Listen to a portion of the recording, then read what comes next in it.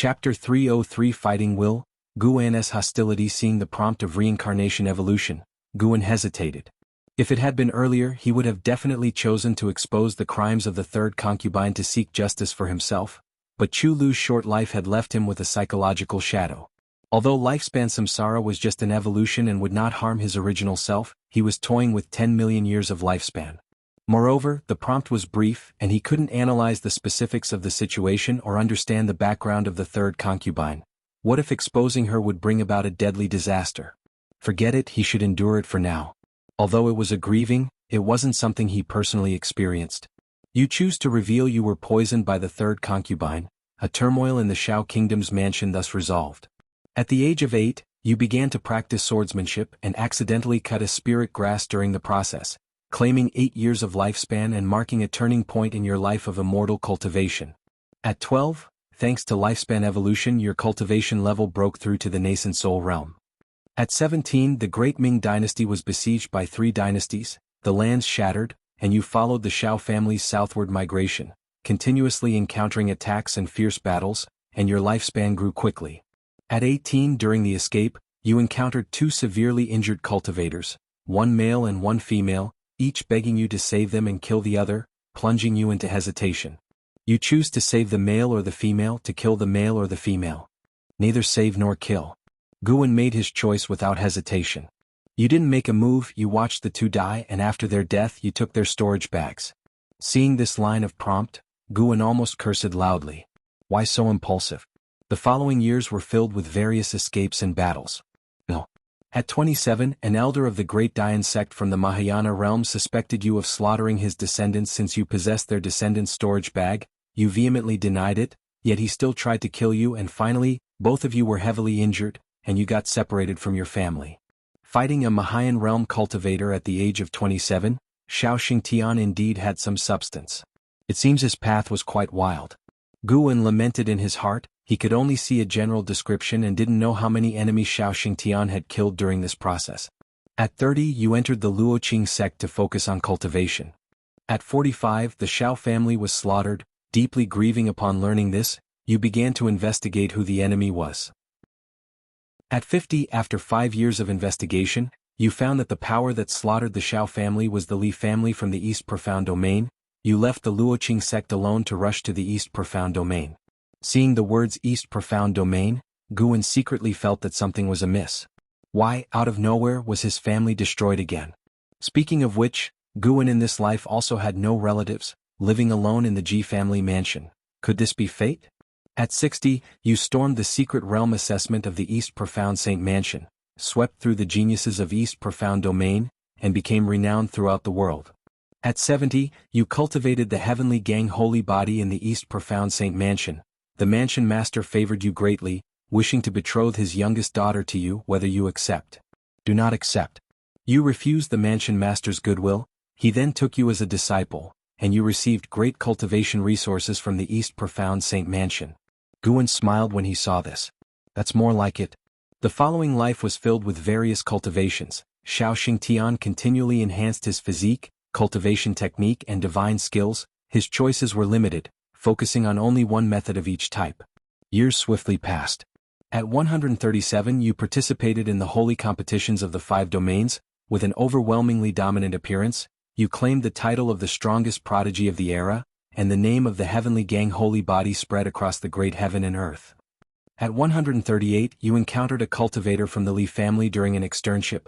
Due to a deep-seated hatred, you erupted into conflict with the Li family, encountering a mysterious carefree primordial immortal who intervened and nearly killed you. Fortunately, a cultivator named Hanging Pot saved you when you were severely injured. At 139, before your injuries fully healed, the Li family attacked again, vowing to annihilate you. Hanging Pot consumed his true yuan, using a great divine power to shift you and his children into a space-time rift. The 3 of you fell into the Dark Continent. At 140, Hanging Pot's son couldn't withstand the invasion of dark powers, ultimately perishing, his soul turning into a dark undead and disappearing, and you took his sister to search for him. At 142, the 2 of you failed to escape the Dark Continent. Hanging Pot's daughter also turned into a dark undead. You, enraged, began slaughtering the dark undead of the Dark Continent. At 143, You encountered the Black Profound Emperor from the Tao Void Mysterious Immortal Realm, who extinguished your soul.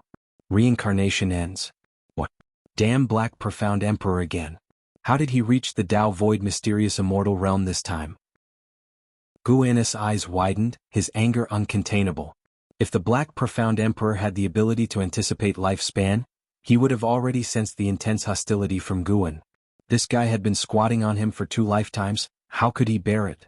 Guan immediately vanished inside the room and teleported to the ocean floor of another world, then he activated the lifespan barrier.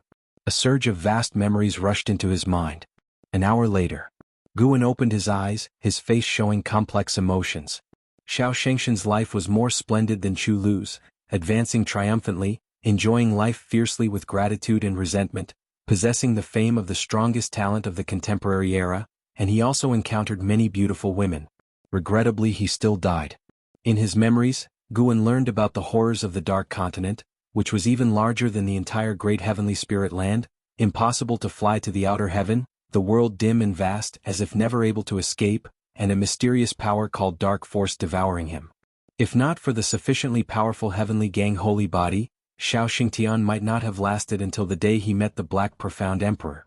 It must be said, the Tao Void Mysterious Immortal Realm Black Profound Emperor was truly terrifying. Guan not only possessed memories but could also deeply experience the feelings of the time. When the Black Profound Emperor killed him, he seemed to deliberately preserve his flesh.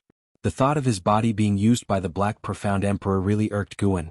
He also did not know where the Dark Continent was, whether the timing could match up, and if they met, if the opponent's cultivation was not as good as his, he must make the Black Profound Emperor truly feel despair. The second reincarnation evolution ended at only 143 years old, which was quite annoying. However, the gain was greater than last time. Although the heavenly gang holy body was not as good as his primordial ultimate body, he could pass it on to his disciples in the future. The real gain was Xiao Shengshan's will. Xiao Xingtian cultivated a kind of fighting will. The more severe the injury, the stronger the burst of strength, capable of sweeping all opponents of the same realm, and even had a chance to counter-kill higher realm opponents. Of course, for Guan, the main use of the fighting will was manifested in crossing the tribulation. With this will, would his evolutionary practice in crossing the tribulation be easier?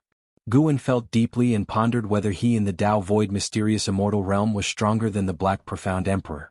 With his whole Bodhi's ultimate skills, he really wanted to try challenging the Black Profound Emperor. He then disappeared from the seabed, returning to the attic of the Third Medicine Valley. Although merging memories caused some disturbance, it wasn't as significant as his previous breakthrough. Guan sat on a chair, suddenly feeling like trying again. He couldn't pick the Dark Continent next time. There was no need to stubbornly confront the Black Profound Emperor. Forget it. Bad luck. In the reincarnation evolution, Guan could only make significant choices. He couldn't control how his evolving self specifically acted, meaning reincarnation evolution was unknown. Since it was unknown, it needed to be mystical.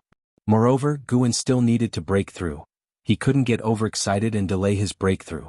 Guan took out the Green Hero Travelogue and flipped through a few pages, completely shifting his thoughts. This book is truly incredible. Even if Shen Tianyi died now, with this book in Guan's heart, he was a saint. The news of the Great Cold Demon sect being wiped out by Sword Venerable Fudao spread wildly for a long time, making Sword Venerable Fudao's fame spread even wider. In the blink of an eye, half a year passed and time came to the end of the year. Winter snow covered the vast heaven and earth. Guan was writing a book in the attic, recording all the Taoist sorcery and ultimate skills practiced by Chu Lu and Xiao Xingtian in his lifetime into a secret book, not wishing to immediately disseminate it but just writing for fun. If it could prove useful later, he could directly bring it out. He suddenly sensed something, raised an eyebrow, then put down his pen and vanished inside the room. Far away on the ocean, Baizia lay on a large gourd, the gourd soaring among the clouds, his legs crossed, looking very stylish. He sensed an aura and immediately opened his eyes, leaping up. Then he saw a figure swiftly approaching, his face breaking into a surprised smile. It was Meng Lang, whom he wanted to see. Guan quickly flew in front of Baizia and greeted with a fist and palm salute. Taoist friend Bai, didn't expect to meet you here. Baizia frankly stated his purpose, then greeted him back, smiling. Taoist friend Meng, long time no see, are you well? Have you been affected by the Great Cold Demon sect? He had already flown into the area endangered by the Great Cold Demon sect. Of course, this was just the peripheral region, so Guan dared to meet him. No, I wasn't here at the time, I only came back after hearing that the great cold demon sect was extinguished. Guan shook his head. Doing well? Quite good, just broke through to the 9th layer of the Tao Void mysterious immortal realm. Baizia invited Guan onto the gourd, and he unceremoniously joined. The two began discussing the great cold demon sect and Sword Venerable Fudao. Baizia was shocked by this matter. He didn't expect such a big event to occur within the great heavenly spirit land. Although the great cold demon sect wasn't comparable to Mortal World Peak, it wouldn't be far off. To wipe out the great cold demon sect with one's own power, its Taoist level was unimaginable. There were still survivors from the great cold demon sect, but they were like scattered monkeys after a tree falls, many enemies kicking them while down. Baizia was very curious about Sword Venerable Fudao, asking Guan when this person had emerged. Guan then said he was in seclusion before, also unsure when Sword Venerable Fudao appeared. The two talked for a long time, and the conversation was mostly Guan asking questions and Baizia patiently answering. An hour later, Guan suddenly asked, Taoist friend Bai, have you ever heard of the Dark Continent? Baizia frowned, surprised. He asked, the Dark Continent? Never heard of it. Is it powerful? Where is it? Hearing this, Guan could only say, I'm not clear either, just heard a senior mention this name so I was curious. Afterward he bid farewell to Baizia. Baizia hurriedly said, Mortal World Peak will soon hold a 10,000-year summit, you must come, officially taking over as Peak Master. Guan nodded, then flew toward the direction away from the Supreme Sect. As he flew far away, Baizia muttered, Dark Continent? Why does it feel like I've heard it somewhere? Chapter 304. Breakthrough to the Divine Thought True Immortal Realm 9 Layers. After bidding farewell to Baizia, Guan took a detour, only then returning to the Third Medicine Valley. He finished writing the current secret book, then went downstairs to join the disciples in shoveling snow. During the process of shoveling snow, his thoughts were constantly in outer heaven. When would those wandering cultivators of the Holy Court disperse? They couldn't stop Guan. He was just worried that the noise from his breakthrough would be too loud and attract them near the lifespan barrier. What if someone intruded? Guan didn't want to make unnecessary enemies with the Holy Court, nor did he want anyone to discover his true cultivation level. He could only wait. As winter passed and spring arrived, the years went by.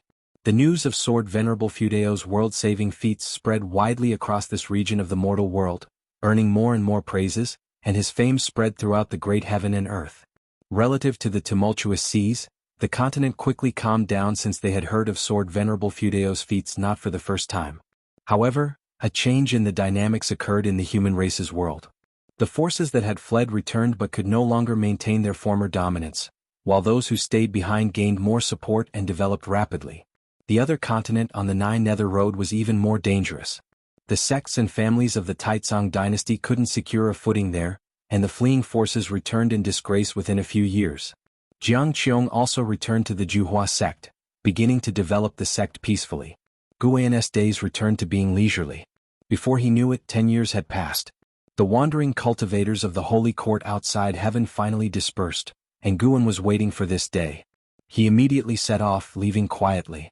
In just one step, he reached the depths of the universe, flying towards a location he had chosen long ago. It was a gigantic meteorite, even larger than the continent where the Supreme Sect was located. Guan landed on the meteorite. Looking around, the great heavenly spirit land seemed very distant. Reckoned for a heaven and earth flying immortal, it would also be impossible to spy with the naked eye. Turning around, the universe's depths behind him were extremely dark. From here to the silent destruction domain was closer than to the great heavenly spirit land. This was also intentional on his part, to make the Holy Court think that the anomalies were caused by a heavenly demon. He sat down on the spot, activating the lifespan barrier. He then pulled up his attribute panel. Name, Guan, lifespan, 220/639, 660, 342, physique, primordial ultimate body, cultivation level, divine immortal of wondrous Dharma realm 9th layer. This lifespan was truly a delight to behold. He had to be more careful about this breakthrough. The last time he crossed the lifespan barrier he had consumed tens of millions of years of lifespan, a figure that could not be ignored. Guan took a deep breath, deciding to directly aim for a breakthrough in cultivation level. Tribulation every 300,000 years, still quite frightening. 1 billion get on board. You practice chi absorption cultivation for 300,000 years. With the great accomplishment of the infinitive creation dharma, You forcefully struck at the divine thought true immortal realm, began facing the tribulation. You failed to endure 49 heavenly Tao mysterious void tribulations, and the tribulation failed. You practiced chi absorption cultivation for 600,000 years. With the great accomplishment of the infinitive creation Dharma, you forcefully struck at the divine thought true immortal realm, began facing the tribulation. You failed to endure 49 heavenly Tao mysterious void tribulations, and the tribulation failed. Guan remained expressionless, already used to failure. No matter, he still had 5 billion years, he didn't believe they could drain him completely. However, something terrible happened. When his tribulation failures exceeded 100 times, his expression became grave. When his tribulation failures exceeded 200 times, his expression became ugly. When 1 billion years were all used up, he was on the verge of a breakdown. What was this heavenly Tao 49 mysterious void tribulation? Was it this absurd? Once Guan successfully broke through, he must investigate the origin of this heavenly tribulation. Even within the same realm, heavenly tribulations are not fixed.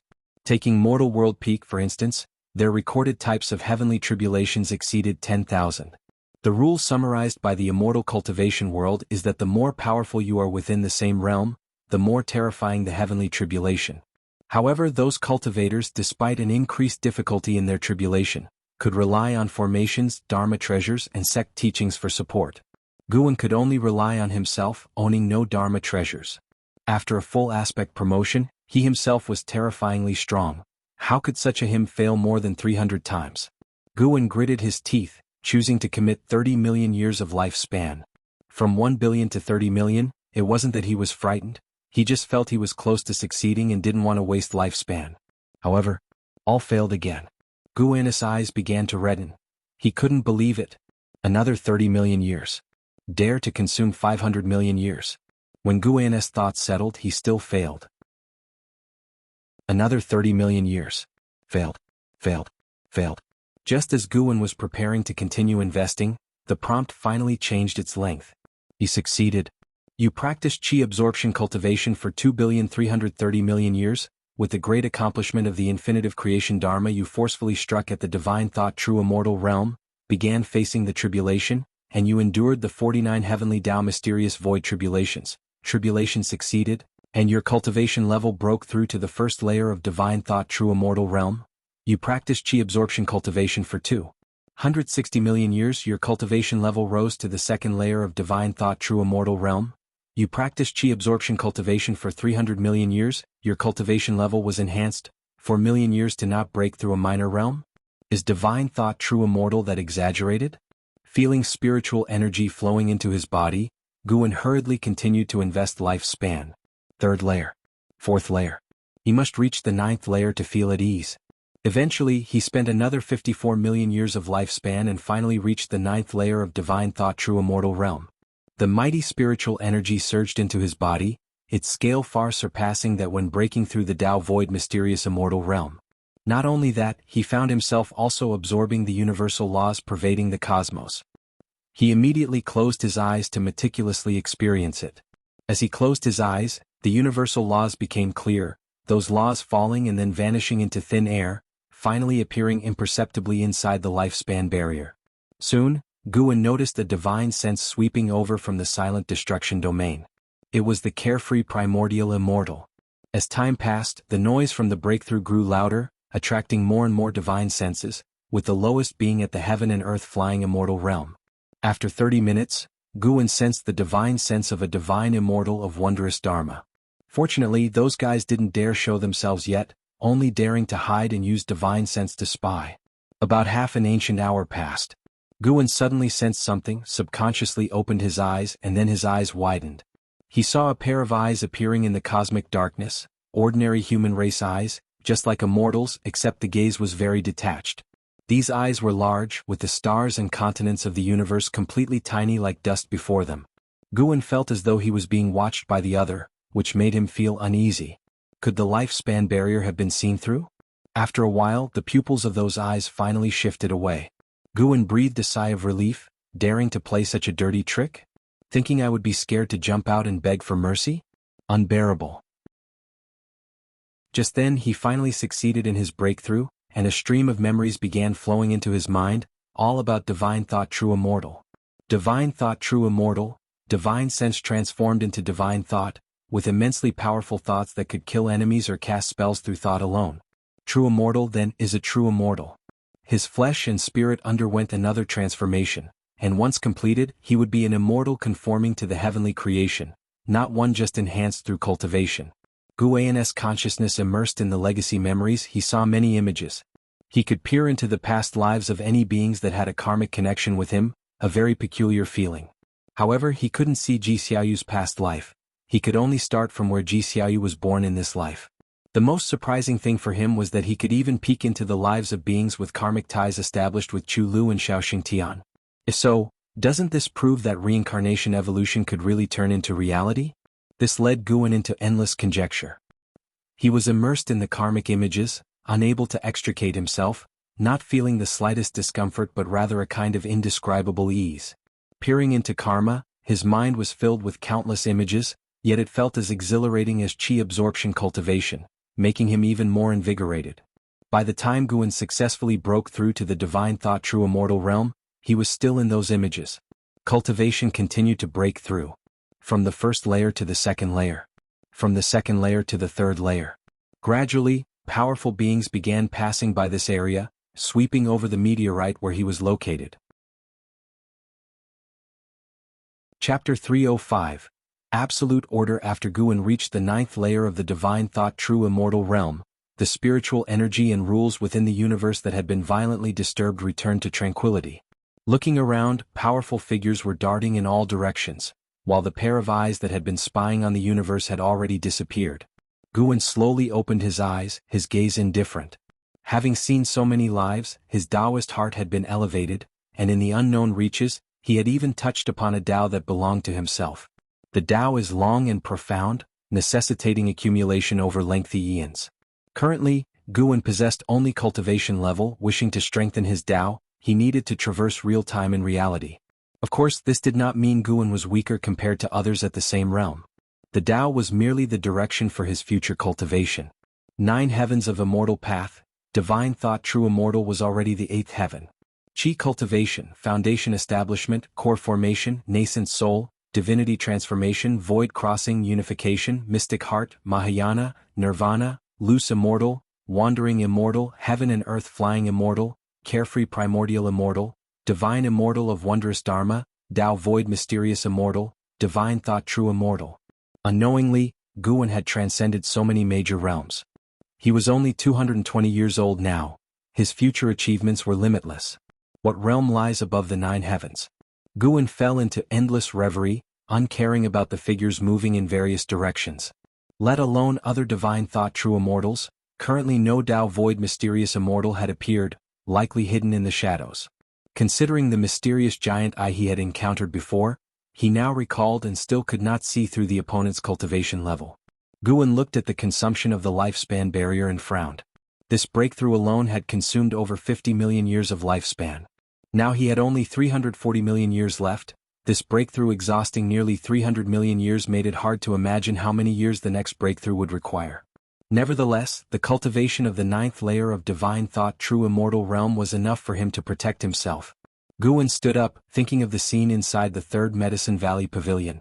Just as the thought arose, he returned indoors. This was the prowess of a divine thought true immortal.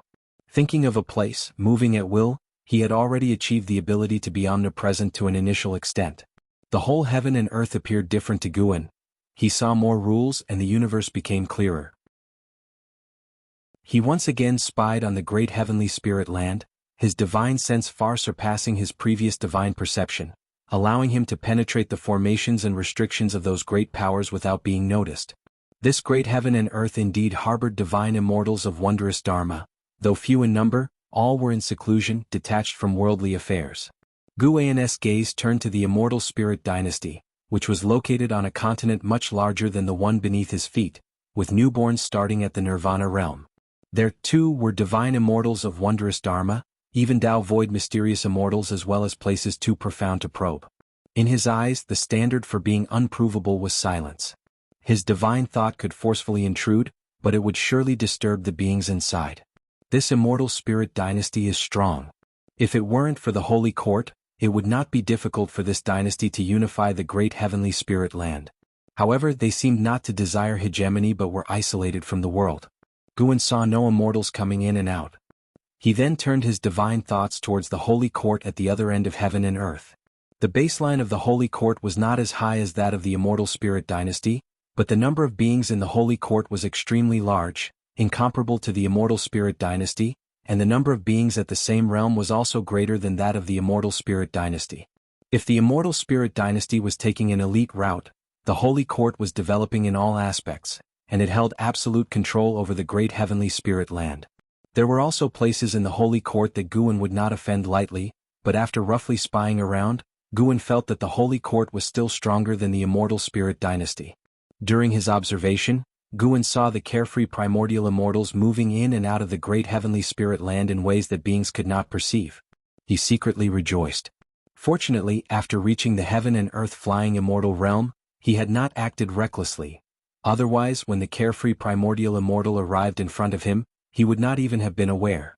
After reaching the divine thought true immortal realm, Guan was better able to sense the foundation of the great heavenly spirit land, and of course, he also had his own confidence, not so fearful of the holy court.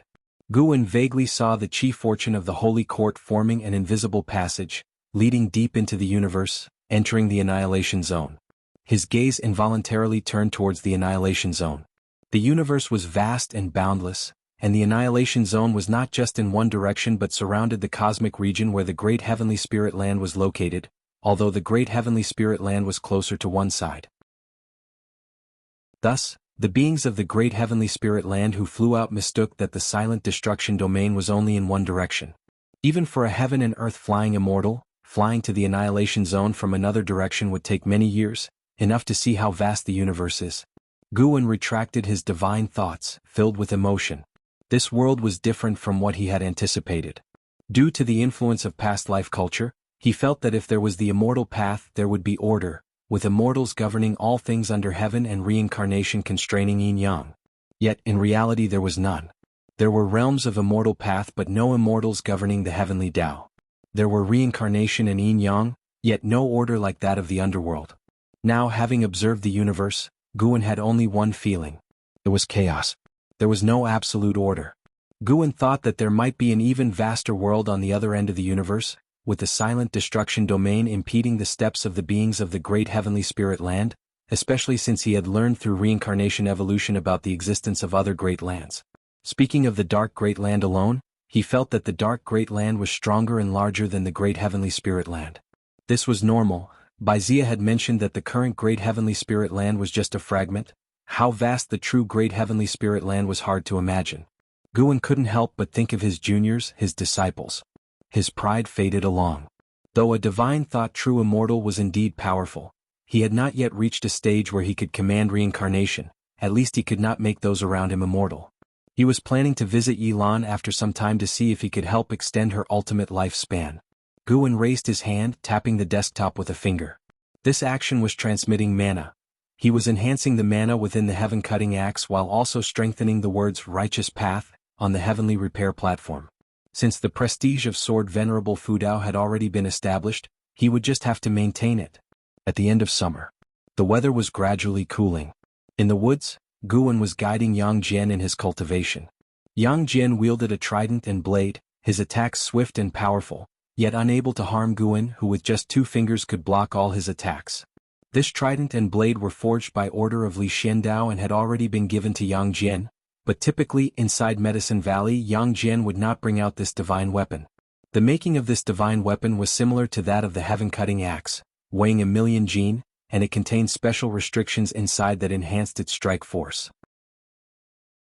Yang Jian grew more and more astonished in battle. He had gone all out not to threaten his master, but under his master's suppression, even the force he swung could not damage the woods. At first glance he seemed like a martial artist who was just faster and more forceful in his movements. Blood Prison Great Saint lay on the side watching. He was not surprised, feeling that it should be so. What he cared about was Yang Jian's state. This young man's aura was getting stronger, and he could not imagine what posture Yang Jian would have once he reached the Mahayana realm. Yang Jian leaped up, slashing down furiously.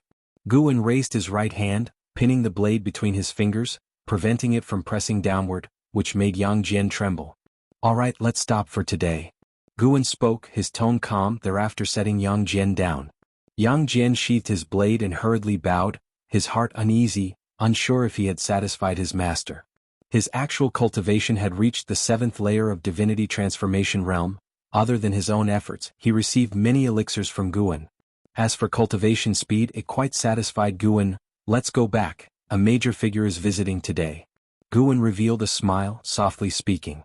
Yang Jian couldn't help but be curious. What major figure? They walked towards the outside of the woods. Along the way, Blood Prison Great Saint started to evaluate Yang Jian's battle, imparting practical fighting experience, and Yang Jian, knowing his true cultivation, listened very attentively.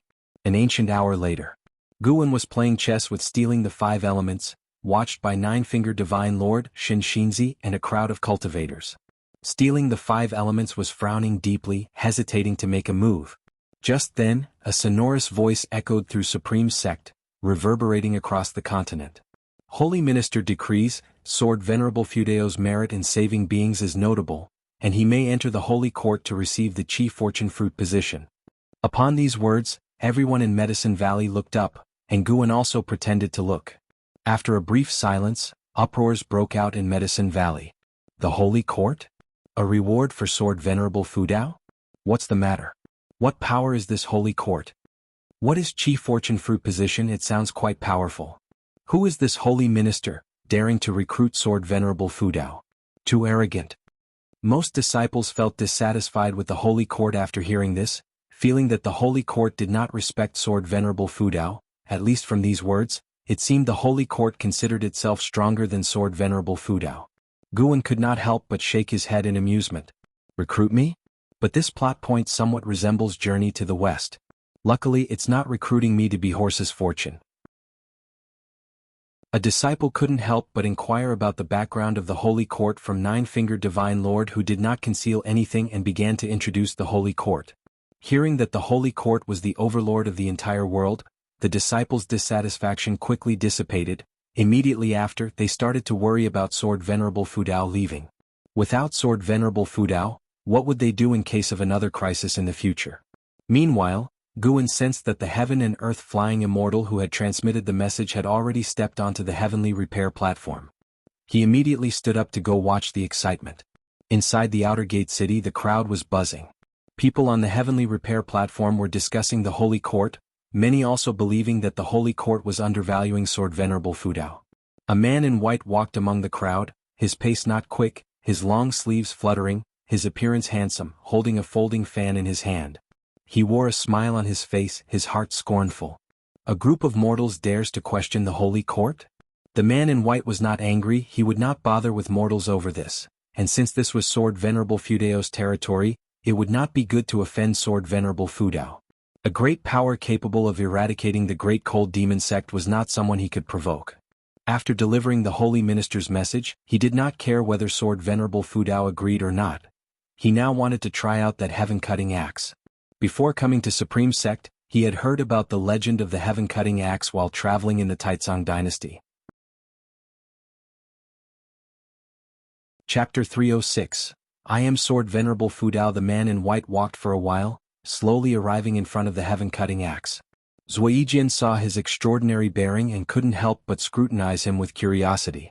The man in white asked with a smile, "I am Lu Xinyi, may I try my hand at the heaven-cutting axe?" The creatures of this continent are too weak. Naturally, it would be impossible for them to receive the inheritance of Sword Venerable Fudao. If he could achieve that, it would also be a fortuitous opportunity for him. Leaving aside his identity, for him as a heaven and earth flying immortal, Great Cold Demon Sect is certainly an immovable behemoth that he could easily sweep away. The man in white speculated that Sword Venerable Fudao might possess abilities comparable to a holy king. "Go ahead, but you can only pull once per day," said Zuijian, neither haughty nor humble. Over the years, he had seen too many great cultivators, and the pride in his heart had also been growing.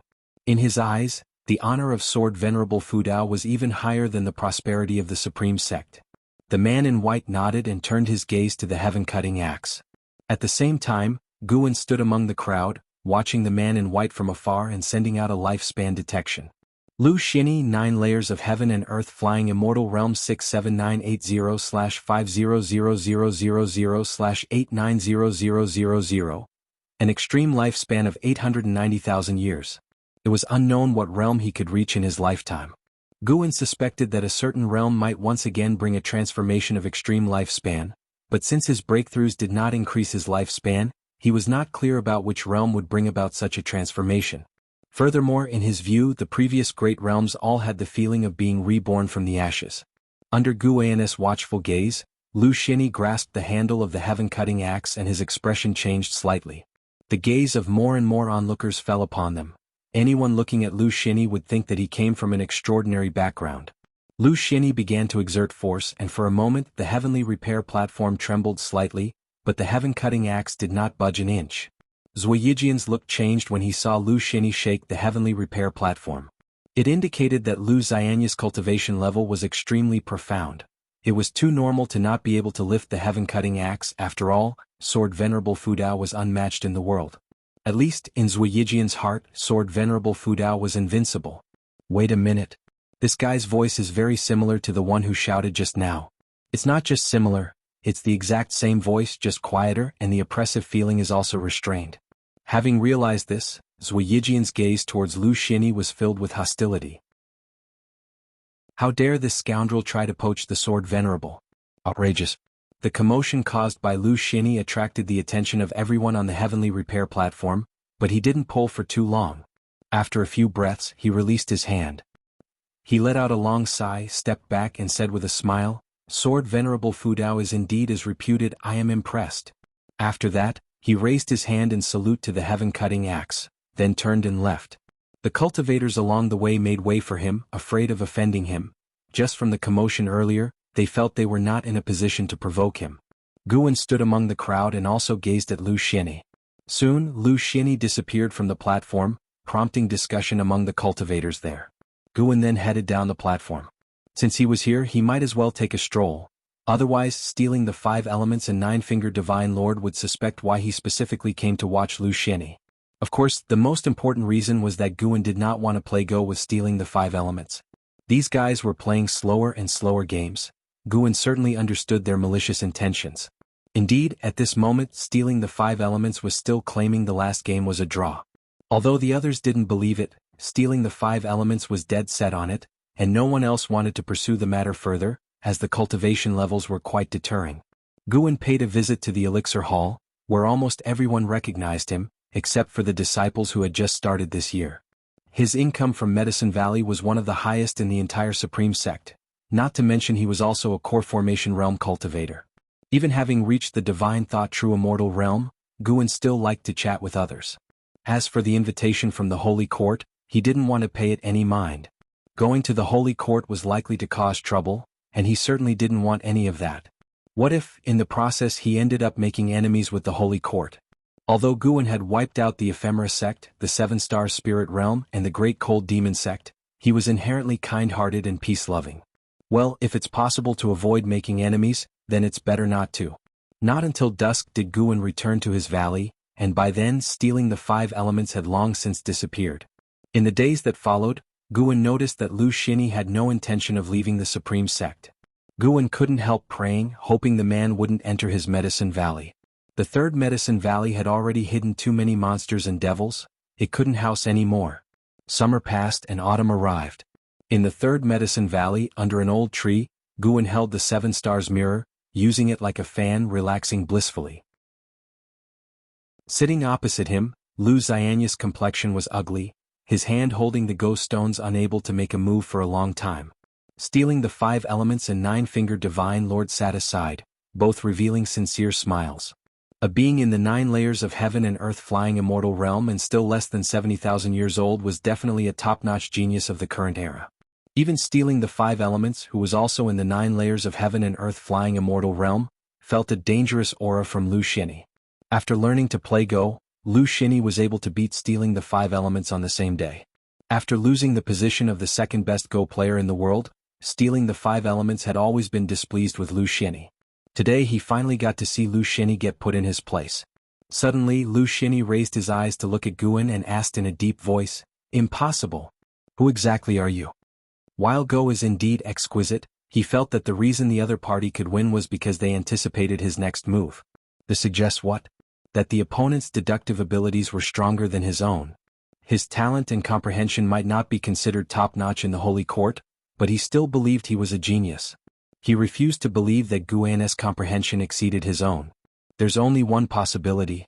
This person is hiding their true cultivation level. After hearing this, Guan said with a proud smile, "I'll tell you, I am Sword Venerable Fudao, do you believe that? Kid, you can't even recognize the immortal path supreme treasures in my hand and on my head, yet you aim to see through my cultivation level?" On hearing Guan's words, Lu Xinyi suddenly stood up, and quickly bowed with clasped hands towards Guan, stealing the 5 elements. 9-Finger Divine Lord and those around them were taken aback for a moment, then burst into laughter. Lu Xinyi looked up, confused. What was so funny about that? Weren't these people afraid of offending Sword Venerable Fudao? 9-Finger Divine Lord could not help but laugh and say, "Young brother, you can inquire around if you wish. This lad is only in his 200s, how could he possibly be Sword Venerable Fudao? Sword Venerable Fudao became famous over 100 years ago." On hearing this, Lu Xinyi looked at Guan in disbelief. Now he naturally didn't believe that Guan was Sword Venerable Fudao. What can be accomplished in 200 years? With talent like his, he could at most cultivate to the mystic heart realm. What is a realm before nirvana worth? No different from ants. Even if they said Sword Venerable Fudao was 200 years old, he wouldn't believe it. Sword Venerable Fudao must definitely be an existence that transcends the carefree primordial immortal. You, Lu Xinyi stared at Guan, quite angry. Guan stood up and said, "Someone is looking for me, you guys continue playing." Having said that, he slipped away. Lu Xinyi watched his retreating figure, unable to let go for a long time. Luckily, this guy didn't harbor enmity toward Guan, otherwise he would have been extinguished this evening. Stealing the 5 elements immediately took the seat that Guan had vacated and said, "Let's continue, I think I have figured out your game." Lu Xinyi took a deep breath and could only sit down. He knew that Guan, being the Valley Master, couldn't escape, and he refused to believe that he couldn't beat a mere mortal in a game. Guan was not using an excuse. Someone was indeed looking for him. He waited at the base of his own attic. After a while, a figure flew into the valley. It was Xian Qianni. "Big brother, long time no see," Guan exclaimed with joy.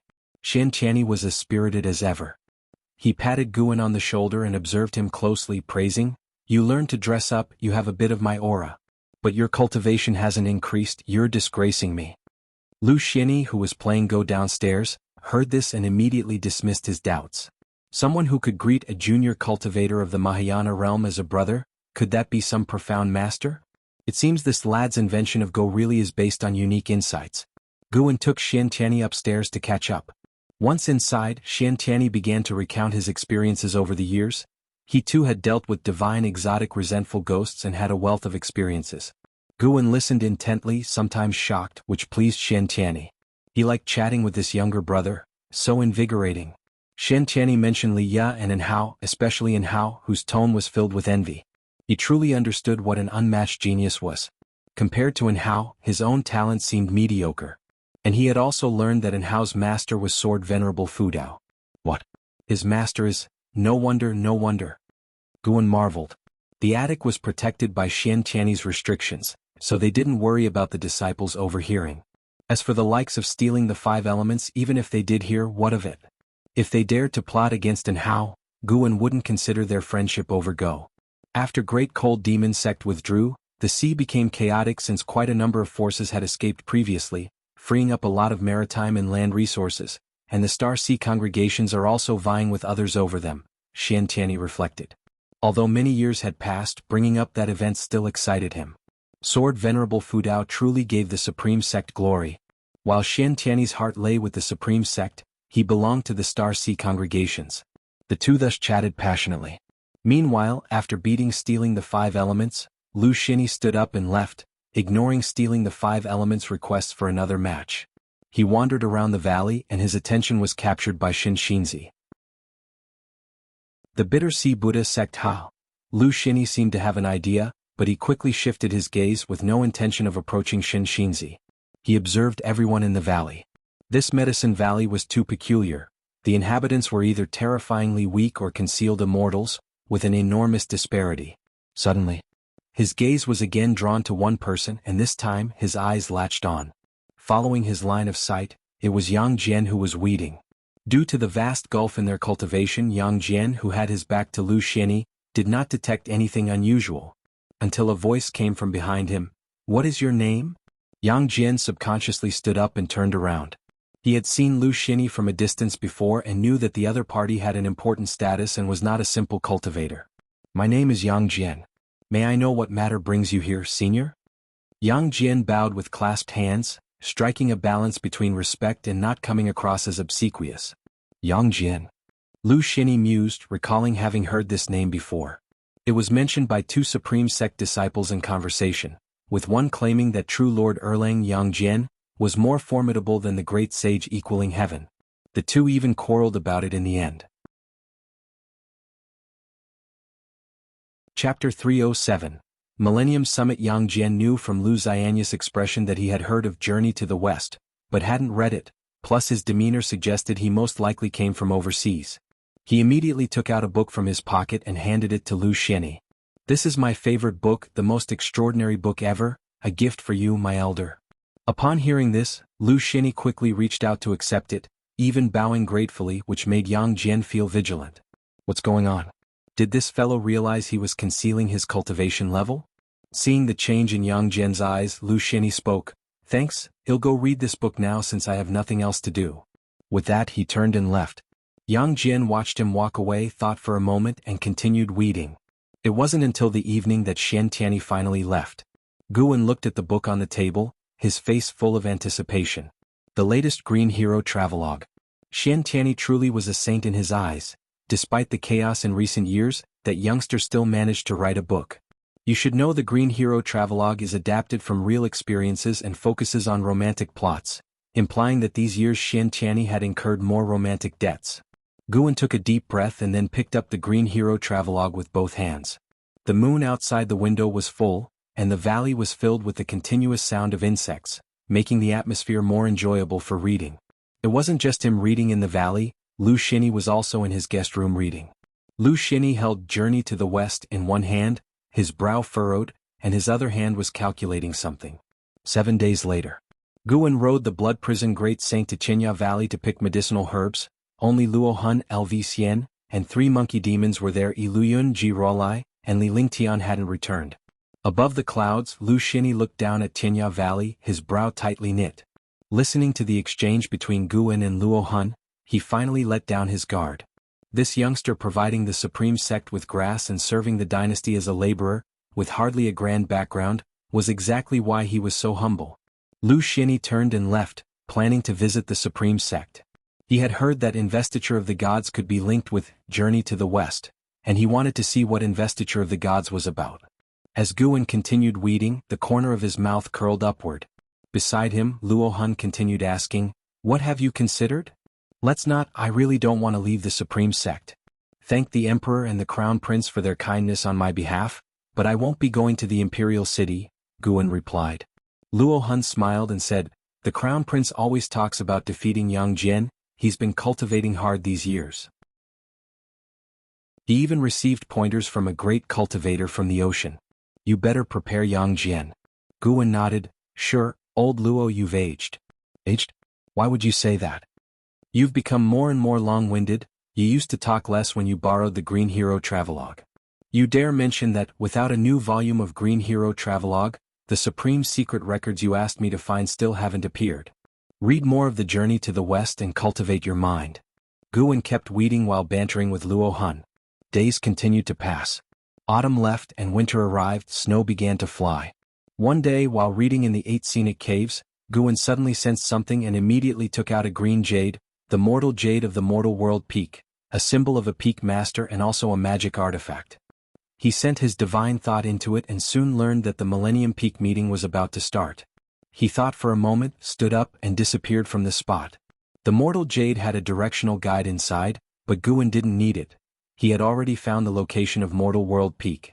Mortal World Peak was very distant from the Supreme Sect, situated over an ocean covered in thick fog. There were no islands or continents, only towering peaks rising straight from the ocean floor into the clouds. Guwen appeared at the edge of Mortal World Peak and then proceeded forward through the clouds. It wasn't long before he saw the figures of cultivators, more and more of them all heading in the same direction. Guwen didn't speed up, flying at a leisurely pace, enjoying the scenery along the way. He was considering, now as a peak master, whether to plant medicinal herbs on his own peak.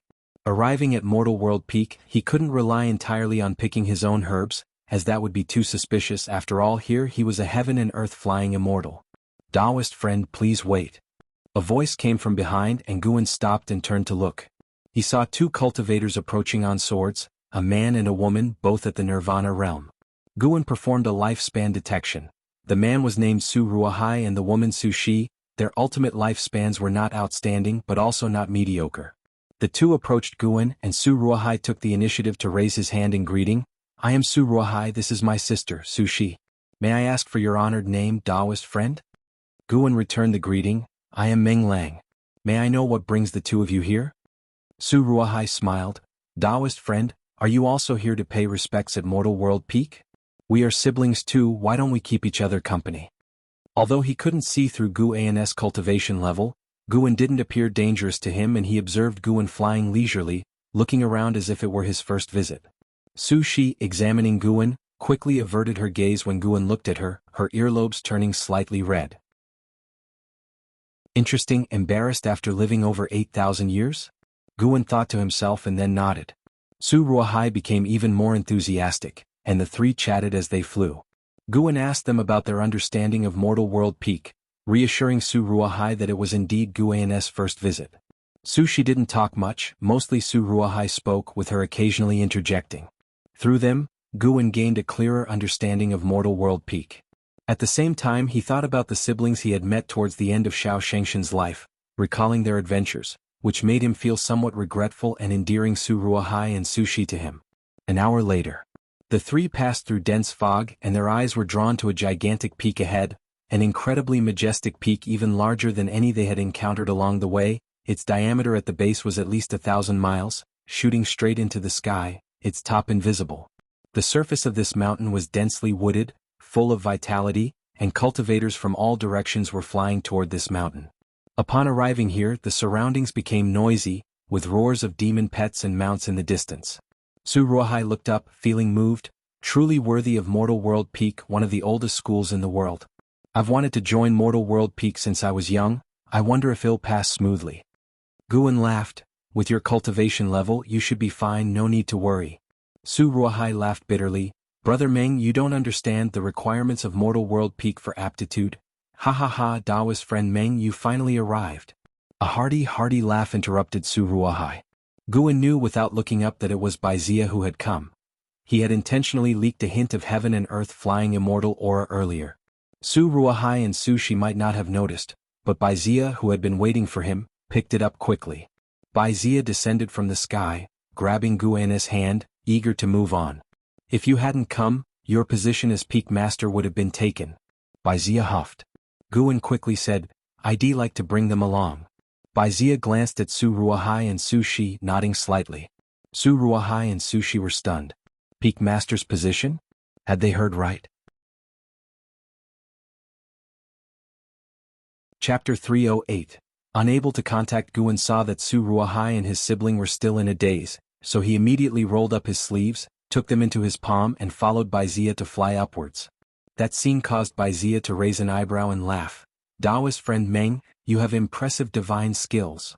In the eyes of Su Ruahai and his sibling, it was not that they had become smaller, but Guwen and Su Ruahai had become gigantic, a visual impact so shocking that it left the siblings speechless and wide-eyed. Listening to Guwen and Baizia chatting and laughing, Su Shi came back to her senses and looked at Su Ruahai, asking carefully, Brother, just now the senior mentioned Meng Dao, is he a peak master? She naturally knew what being a peak master meant. In Mortal World Peak, a peak master wielded immense power and symbolized the status of a strong individual, someone of legendary status. Turbulent waves rose in Su Ruahai's heart as he tried to maintain his composure, slightly nodding his head without making a sound. He carefully recalled the previous interactions and realized he hadn't offended the other party, who had even comforted him about successfully entering Mortal World Peak. A light shone in Su Ruahai's eyes, his heart beginning to race with excitement, his hands clenched into fists inside his sleeves. At the same time, Baizia began to explain the situation of the Millennium Summit.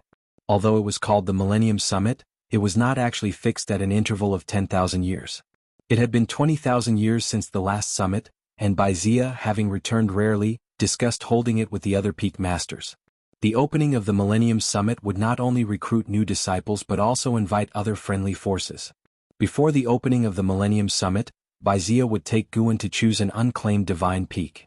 Mortal World Peak had many peaks divided by rank from low to high: Sea Peak, Immortal Peak, Divine Peak and Main Peak, the latter being the highest level with only one. There were 25 divine peaks, and the hard standard for a master of a divine peak was the heaven and earth flying immortal realm. Guan was curious, how could there be a shortage of divine peak masters? Baizia replied that many heaven and earth flying immortals wanted to adventure beyond the outer heaven, so they would make room if they wanted to leave. After hearing this, Guan didn't react too strongly, making Baizia sigh in relief. It looked like he had successfully bluffed Guan. He had made outer heaven seem so dangerous because he wanted Guan to stay in the great heavenly spirit land. Besides, someone like Guan, who had no powerful backing and could cultivate to the heaven and earth flying immortal realm in solitude, was undoubtedly an unimaginable talent. Even without going to outer heaven, he could still advance. The two kept flying upwards until the azure sky vanished, replaced by the dazzling starry sky. Su Ruahai and Su Shi, standing in the palm of Guan's hand, looked up, immersed in the vastness of the universe. Guan followed Baizia into a grand hall, placing Su Ruahai and Su Shi on the ground, asking them to follow behind him. The grand hall was spacious, with giant, majestic statues lined up on both sides, and the ceiling was engraved with various grand scenes. Su Ruahai and Su Shi proceeded cautiously, not daring to make a sound, staying close behind Guan. Moving forward, Guan saw 25 bluish-purple crystal columns, with the power of rules surging within, containing countless restrictions. It seemed that Mortal World Peak might be hiding a divine immortal of wondrous dharma. Even a carefree primordial immortal would find it difficult to construct such crystal columns. Baizia stopped walking and pointed to two adjacent crystal columns. These two divine peaks are open for choice, known as Qingtian Peak and Dingtian Peak. He began to introduce Qingtian Peak and Dingtian Peak. Qingtian Peak had over 1 million disciples, and its height was moderate since it had a long history, so the disciples' cultivation levels were generally strong. The height of Dingtian Peak was second among the divine peaks. Because it had experienced internal strife, there was a gap in the disciples' cultivation, with most of them below the level of loose immortals, and resources were also scarce, with many areas left idle. Currently, the number of disciples on Dingtian Peak was just over 200,000. Guan immediately spoke up, "Then Dingtian Peak it shall be. I will see to its improvement and contribute to Mortal World Peak." Upon hearing this, Baizia looked at Guan with newfound respect. Afterward, Baizia asked Guan to bring out the mortal jade and place it on the crystal column. Having done all this, they proceeded to other palaces for a tedious process to unlock Guan's rights on Dingtian Peak. Su Ruahai and Su Shi also registered in the process, becoming disciples of Dingtian Peak. An hour later, Baizia took Guan and the siblings to Dingtian Peak, then left. He didn't support Guan's position. Jokingly, did a heaven and earth flying immortal even need someone to stand up for them? Who would dare to stir up trouble? That would be courting death. In Mortal World Peak, disciples were not allowed to defile the peak master. Su Ruahai and Su Shi looked with excitement at the majestic Dingtian Peak. Guan looked at them and asked with a smile, "From now on, how should you address me?" Su Ruahai quickly bowed and offered his respects. "This disciple, Su Ruahai, greets master." Su Shi recovered her senses and followed suit, greeting him as master. Guan smiled, then revealed the aura of the heaven and earth flying immortal, enveloping Dingtian Peak. Only at this moment did Su Ruahai and his sibling truly feel the strength of Guan. The three flew to the summit. Shortly after, 9 wandering immortals came to greet them. Guan, without a second word, displayed his mortal jade. The 9 wandering immortals showed delight and paid their respects, referring to Guan as master respectfully. Guan threw a lifespan detection at them. Their lifespans were healthy, able to work for him for many years. The eldest disciple of Dingtian Peak was named Zhu Xinglan, possessing the 9th layer of the wandering immortal realm cultivation, seemingly only a step away from the heaven and earth flying immortal realm, but it was an insurmountable gap for most wandering immortals. Guan dismissed the other disciples and had Zhu Xinglan accompany him alone, while he already had someone arrange the Su siblings. Zhu Xinglan was refined in appearance, looking to be in his 40s, dressed in a green robe with a black and white beard, his demeanor calm and imposing as he stroked his beard. Guan asked him to give him a tour around Dingtian Peak. Before long 2 hours had passed. After settling into his new residence, Guan prepared to leave. Before departing, he gave Zhu Xinglan a large amount of crystal stones to buy medicinal herbs to cultivate on Dingtian Peak, making Zhu Xinglan extremely excited, feeling the arrival of a magnificent peak master. Returning to Third Medicine Valley, Guan transformed from the high and mighty peak master of Mortal World Peak to an ordinary valley master of Supreme Sect. In the evening, Guan found stealing the 5 elements and 9-fingered Divine Lord, who were still playing chess, truly a waste of time. Guan curiously asked, "Where did Xin Xingzi go?" 9-fingered Divine Lord casually responded, "I heard he went to the Millennium Summit of Mortal World Peak, he just left not long ago." Mortal World Peak? MHM, an ancient Chi Fortune sect. Don't bother poking your nose into it.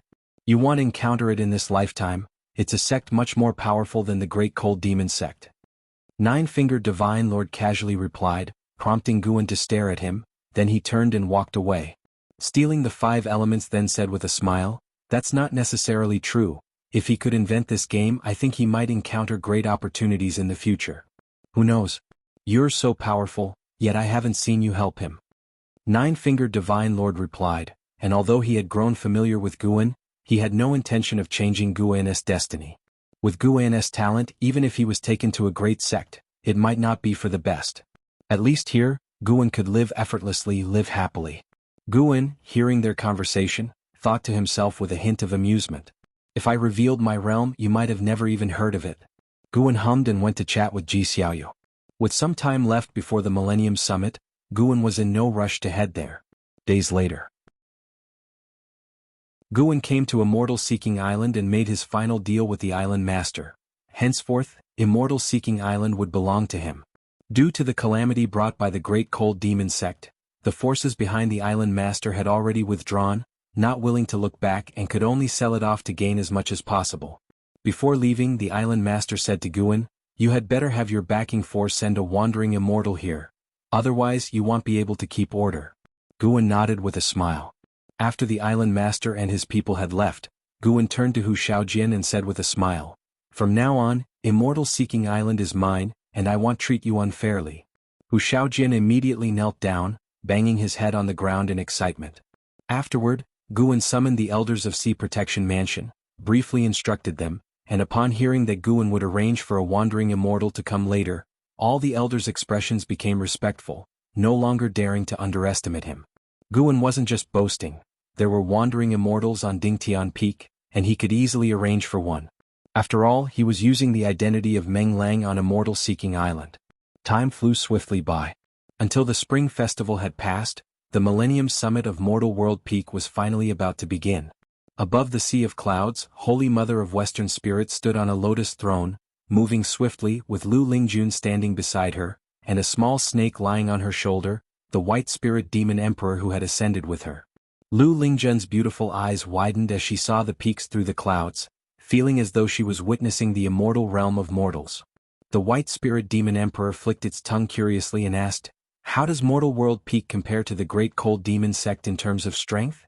Upon hearing this, Lu Lingjun couldn't help but look toward Holy Mother of Western Spirit, curiosity gleaming in her eyes. She could not forget the sight of the Great Cold Demon sect surrounding the continent. At that time, it felt like the Great Cold Demon sect was invincible. In terms of historical heritage, Mortal World Peak is stronger, and Mortal World Peak also has considerable power within the Holy Court. "Even we, the Bitter Sea Buddha sect, cannot compare," Holy Mother of Western Spirit replied, her face calm. Lu Lingjun and the White Spirit Demon Emperor could feel the might of Mortal World Peak even more. Holy Mother of Western Spirit continued speaking of Mortal World Peak's past. While listening, Lu Lingjun gazed into the distance, her anticipation for the upcoming Millennium Summit growing.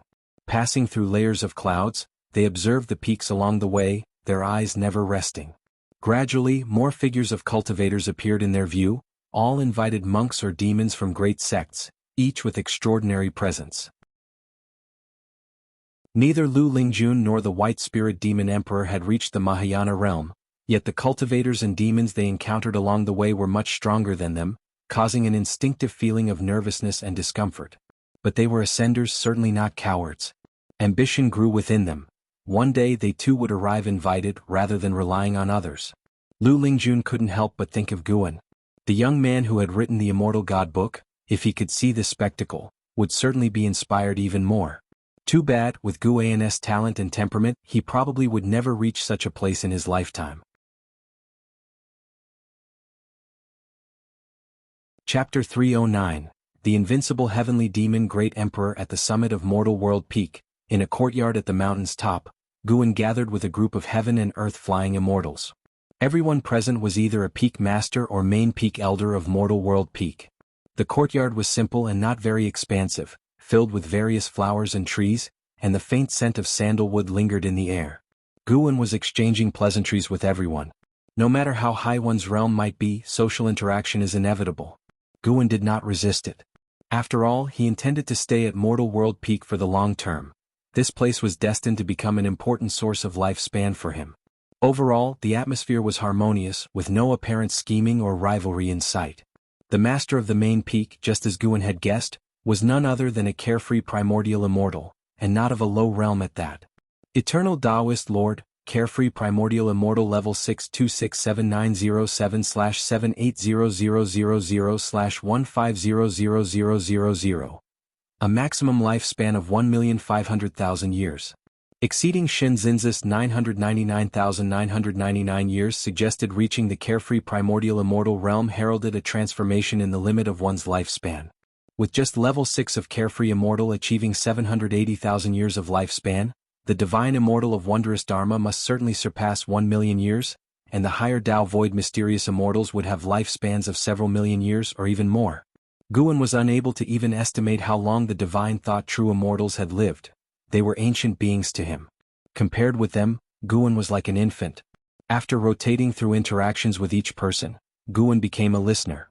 The Millennial Peak meeting would host a banquet to exchange insights with the higher echelons of various sects and also conduct peak combat competitions. The first aim was to promote healthy internal competition, and the second was to demonstrate Mortal World Peak strength to the world. As for recruiting disciples, that was just a side matter. With Mortal World Peak's current foundations, they hardly cared about the number of new disciples. After a while, the high-level meeting of Mortal World Peak adjourned, and Guan flew off alone toward Dingtian Peak. He spread his divine thought and already caught sight of Lu Lingjun and Shin Xinzi. Shin Xinzi was not a concern, for with his 9th layer wandering immortal realm cultivation, he was treated well wherever he went. However, Lu Lingjun, who was only at the Mystic Heart realm, couldn't enjoy the same treatment.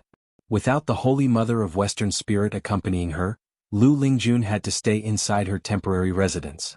She was living atop a mountain peak with a broad view. Many cultivators and demons who passed by cast surprised glances at her, which made the color of her cheeks unpleasant. Guan glanced at the situation briefly before taking his gaze back, not taking much interest in it. Upon returning to Dingtian Peak, Guan wandered around leisurely as no disciples recognized him along the way. There were many winding mountain paths on Dingtian Peak. Along the way he saw courtyards of disciples, some growing flowers and plants, some with empty yards and others raising demon beasts and insects, providing an entertaining stroll for him.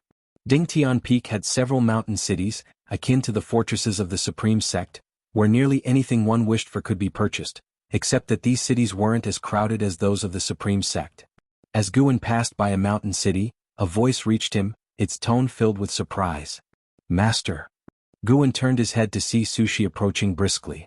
Upon seeing Guan, her ears reddened and she shyly lowered her head, reminding Guan of an Exan. But an Exan was not shy, she was gentle. Guan smiled and asked, "Where's your brother? Why are you here alone?" Sushi, still keeping her head down and holding her sleeves, softly answered, "He went to Debating Peak. He wants to see if he can meet any acquaintances or clansmen." Debating Peak was specially prepared for receiving Mortal World Peak's guests, and the current Millennial Peak meeting had brought the quiet Debating Peak to life. Guan, seeing her in this state, smiled broader. He then took out a secret book and handed it to Sushi, saying, "Meeting is destiny, consider this spell book a welcome gift. You may pass it on to Suruahai as well." Sushi looked up, instinctively stepping back and waved her hand saying, "If not for Master, we might not have been able to join Mortal World Peak. How can we accept another spell book? We will train diligently and earn spell books with our efforts. Guan gave her a stern look and said, "Then what kind of master am I? Take it." Sushi had no choice but to accept. Seeing her at a loss, Guan then chuckled and said, "If you feel bad, how about doing me a favor? Have you been busy lately?" Sushi quickly shook her head, replying, not busy at all. Go to Debating Peak, to the dwelling of the Bitter Sea Buddhist sect. Look for a person named Lu Lingjun. Keep her company wherever she wants to go these days. If she asks, just say it's arranged by your master. Do not reveal my name. If she has any request that you can fulfill, help her out. Your master won't let you suffer for it," Guan instructed, then raised his hand to project the image of Lu Lingjun into Su Zai's mind. Sushi hesitated for a moment before accepting the task. With a wave from Guan, she bowed respectfully and took her leave. Watching Sushi leave, Guan smiled to himself. Arranging this was partly to help Lu Lingjun broaden her horizons, and also to train Sushi a bit. This had been a spur-of-the-moment decision for him. Guan continued his descent down the mountain, enjoying the scenery along the way. In the courtyard, Lu Lingjun sat in front of a stone table, idly flipping through a book. Beside her, the white spirit demon emperor lay sprawled across the table. A figure descended from the sky, and Lu Lingjun instinctively looked up, then rose to her feet. "Lu Lingjun?" Sushi asked. Lu Lingjun subconsciously nodded, feeling somewhat uneasy. Sushi was wearing the Taoist robe of Mortal World Peak, her face beautiful, her posture dignified, and exuding an aura of immortality. In her presence, Lu Lingjun couldn't help but feel intimidated. The difference between them was like that between immortals and mortals. Although Sushi was shy in front of Guan, she was at ease facing Lu Lingjun. Precisely because of this serenity, the aura of Nirvana realm manifested, overwhelming Lu Lingjun of the mystic realm with pressure. Lu Lingjun's mind raced, wondering if she had offended someone. "My master sent me to you. Do you have any places you'd like to go? I can accompany you. If you have any needs, you can ask me until the end of the Millennial Peak meeting," Sushi continued. She was puzzled inwardly about why her master would take care of such a minor cultivator. She then thought, weren't she and her brother similar to this girl in her master's eyes? Perhaps this girl had also met her master on the road and caught his eye. "May I ask who is the master of Senior?" Lu Lingjun asked cautiously. Sushi responded, "My master is the Peak Master of Dingtian Peak." The Peak Master of Dingtian Peak. As an ascender, Lu Lingjun couldn't keep her composure at this revelation, and the white spirit demon emperor's eyes widened as well. Having been told by the Holy Mother of Western Spirit that the Peak Masters of Mortal World Peak were extraordinary beings, especially those of divine peaks, of which Dingtian Peak was one, Lu Lingjun couldn't fathom how such an exalted being would know of her. For a moment, Lu Lingjun felt nervous and unsettled. At dusk, Guan returned to Third Medicine Valley. Ji Xiaoyu came to greet him, curiously asking, "Where have you been these past 2 days?" Guan replied, "A Taoist friend of mine is hosting a banquet, and I have to attend as a guest." Ji Xiaoyu nodded, then said, "I had another dream while cultivating today. Shall we talk about it? I don't want to get involved with your great karma." Guan thought helplessly, but he immediately said aloud, "Of course, no problem." They both ascended to the upper floor. After Ji Xiaoyu set up restrictions, only then did she sit down at the desk, frowning slightly as she said, "I dreamed that I was in a dimly lit space surrounded by stars, some of them immensely vast. I was surrounded by many demons and fighting outer heaven."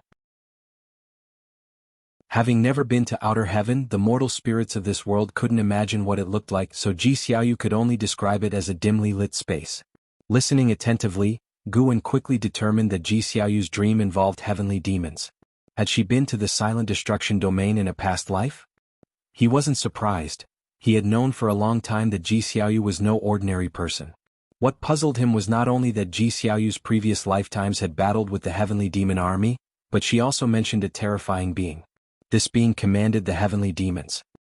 He said that no matter how many times I reincarnate, he would be waiting for me to challenge him. Ji Xiaoyu took a deep breath and said, the memory of the fierce battles in her dreams causing her to grip the teacup in her hands tightly. After a moment of thought, Guan comforted her. "Don't worry, you won't be able to challenge him for many years, maybe not even in this lifetime. Anyway, I can't imagine how to slash a star so large with a single sword stroke." Although his words were a bit harsh, they indeed comforted Ji Xiaoyu. Just then, a voice came, "That is the heavenly demon emperor, who once single-handedly suppressed the great heavenly spirit land. The voice of stealing the 5 elements." As he spoke, he appeared out of nowhere inside the room. Ji Xiaoyu frowned but did not speak out. The identity of Reincarnation Path Emperor was revealed to them by stealing the 5 elements, so Guan did not stop him from entering. Suppress the great heavenly spirit land? How strong must that be? Guan cautiously asked.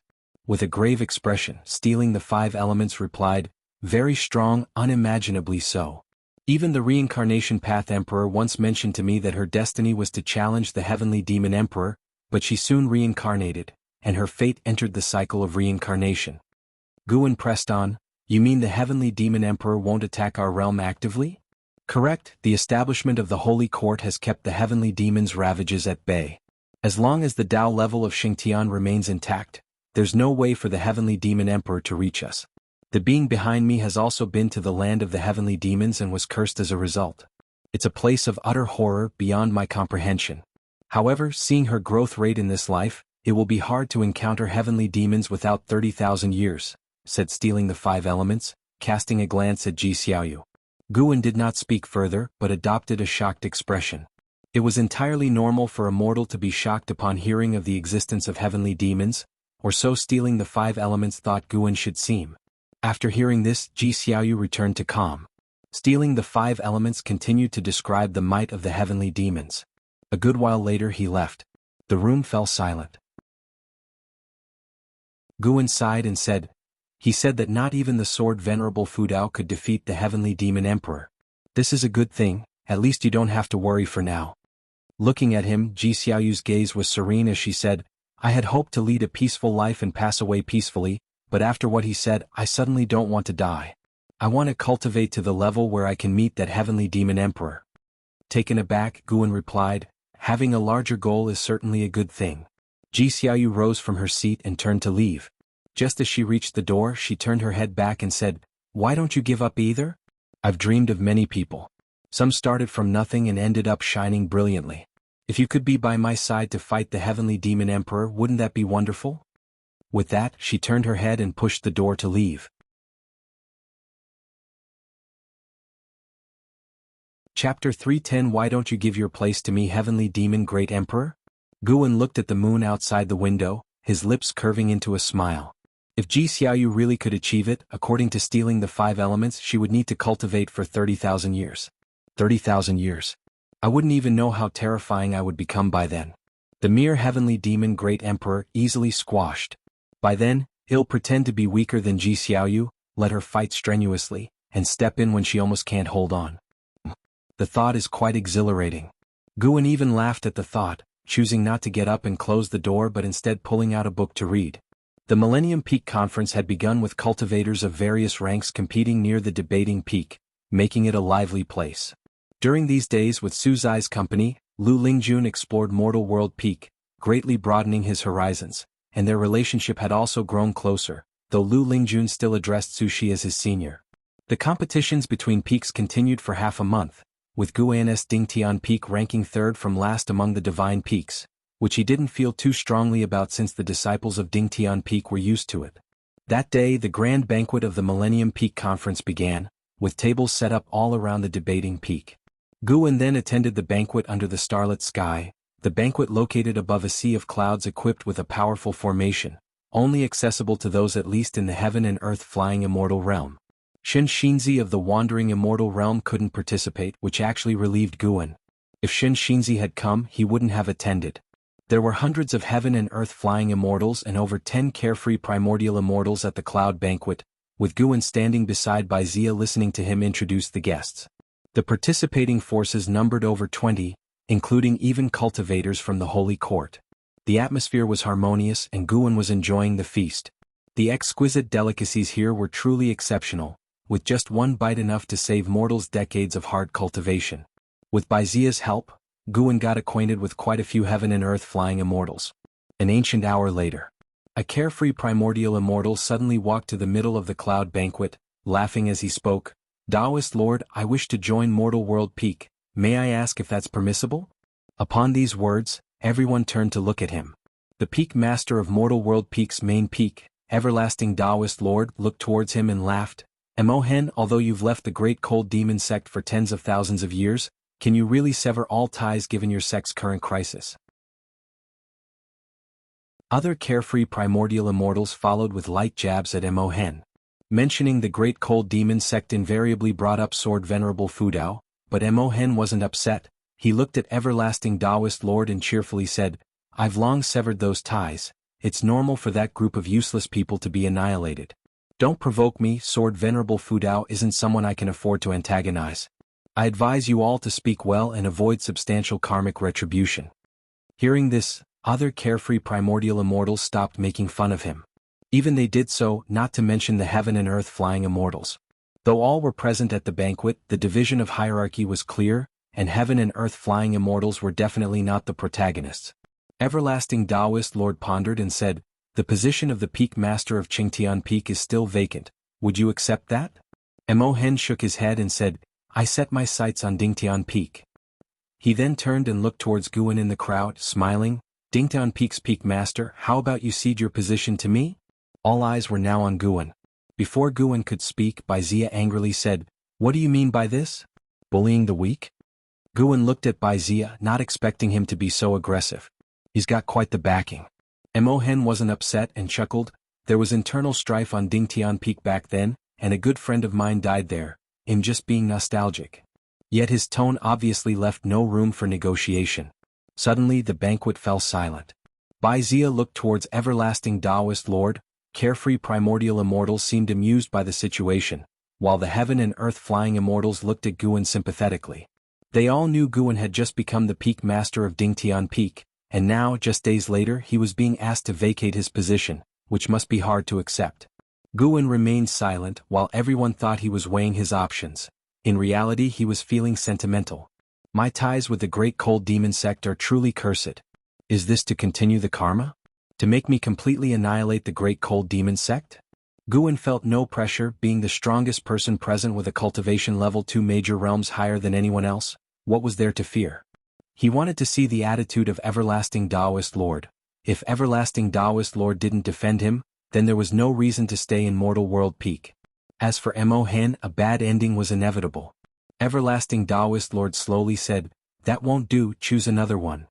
His tone was unquestionable and very firm, giving the great cultivators of Mortal World Peak a sense of backbone. Regardless, Mo Hen was an outsider, and although the combat power of a carefree primordial immortal was important, it didn't give him the right to do whatever he pleased. If Meng Lang were kicked out today, tomorrow it could be any of them. Mo Hen shook his head. "Don't be hasty. What if this young friend agrees?" The term young friend was filled with disdain. His gaze turned to Guan. "Young friend, if you cede your position to me, I won't let you suffer losses. You can ask for anything." Guan replied, "Thanks for your kind offer, senior, but no need. I'm not the type who likes to change nests." Everyone's expression changed slightly, none expecting Guan to defy Mo Hen, Everlasting Taoist Lord included. At this level of cultivation, recklessness was impossible unless facing a lower-level cultivator. Mo Hen's smile disappeared instantly, his face darkening as he said, "I can give Taoist Lord face, but have you considered the consequences of offending me?" Everlasting Taoist Lord frowned, appearing suddenly in front of Guan, looked at Mo Hen and said coldly, "Taoist friend, you are going too far." Mo Hen stared at Guan with a cruel smile, blatantly threatening him. Mo Hen harbors hostility towards you, despising you deeply. Would you like to conduct a lifespan detection on him? This constitutes deep hatred? Typical of a demon cultivator, heartless and ruthless. Sigh. Guan sighed deeply, attracting everyone's attention. He walked past Everlasting Taoist Lord towards Mo Hen. "What are you doing?" Baizia hastily grabbed Guan. Since Baizia had brought Guan into Mortal World Peak, he felt dishonored and angry over Guan being bullied. Everlasting Taoist Lord spoke, "Meng Lang, in Mortal World Peak, no one can harm you, and should anyone cause you harm outside, Mortal World Peak will not simply let it go."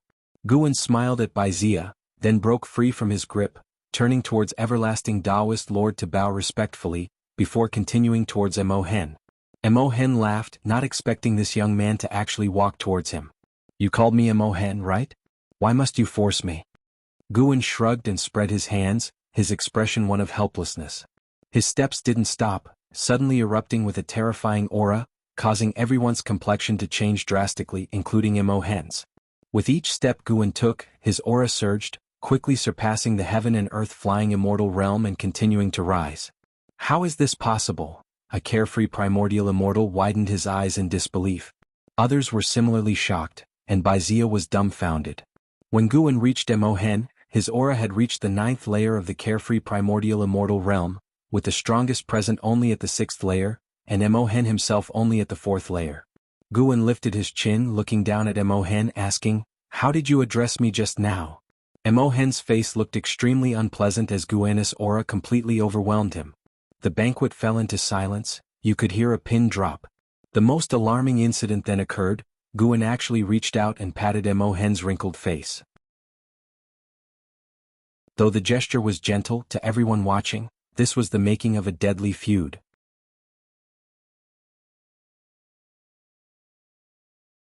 Chapter 311. A million years is far from enough. After Guan slapped him, Emohen's face showed disbelief. He had not expected Guan to be so audacious. Despite the gap in their cultivation levels, they both existed as carefree primordial immortals. Emohen clenched his teeth and asked, "Who exactly are you and from which sect do you come?" Everyone else stared at Guan, waiting for his response. A heaven and earth flying immortal who had just joined Mortal World Peak was a carefree primordial immortal? Everyone felt it was absurd and even suspected Guan had ulterior motives. At this moment, Baizia could not help but entertain doubts, but upon rethinking, he recalled that it was he who had persuaded the individual to join Mortal World Peak, and it did not seem like a setup at that time. Guan fixed his gaze on Emohen and said, "Does that really matter? If I were merely an ordinary peak master of Mortal World Peak, how would you seek revenge on me?" As soon as Emohen exhibited hostility toward him, Guan had already marked him as a dead man in his heart. Guan's statement made Taoist Lord Yongyan narrow his eyes. After hearing this, Emohen's expression grew uglier, and for a moment he did not know how to respond. Could he also be aiming for Dingtian Peak? Emohen thought angrily in his heart, not considering it a coincidence. How could it be that a randomly chosen person turned out to be a great cultivator concealing his power? Now he found himself in a dilemma. Bowing his head in submission would not erase the karma, but refusing to do so would only worsen his situation. Suddenly Emohen revealed a smile and said with a clasped fist, "If that's the case, I am even more convinced to join Mortal World Peak. As for Dingtian Peak, I no longer want it. Qingtian Peak is also fine." Upon hearing these words, most of the people present heaved a sigh of relief. Taoist Lord Yongyan spoke, "Forget it, Taoist friend, please go to another sect." Everyone was taken aback by his rapid change in attitude, and Emohen's face turned even uglier. Guan turned around to look at Taoist Lord Yongyan, saw him slightly nodding, and he couldn't help but smile. "Very sensible, huh? Umph." Emohen let out a cold snort and left with a flick of his sleeves. Everyone urged him to stop, fearing he would stay and escalate the conflict. Guan raised his right hand, causing everyone to look at him, not understanding what he intended to do. 3 breaths later, Guan suddenly clenched his hand, then quickly put whatever it was into his sleeve, the movement so swift that no one saw what he had in his hand.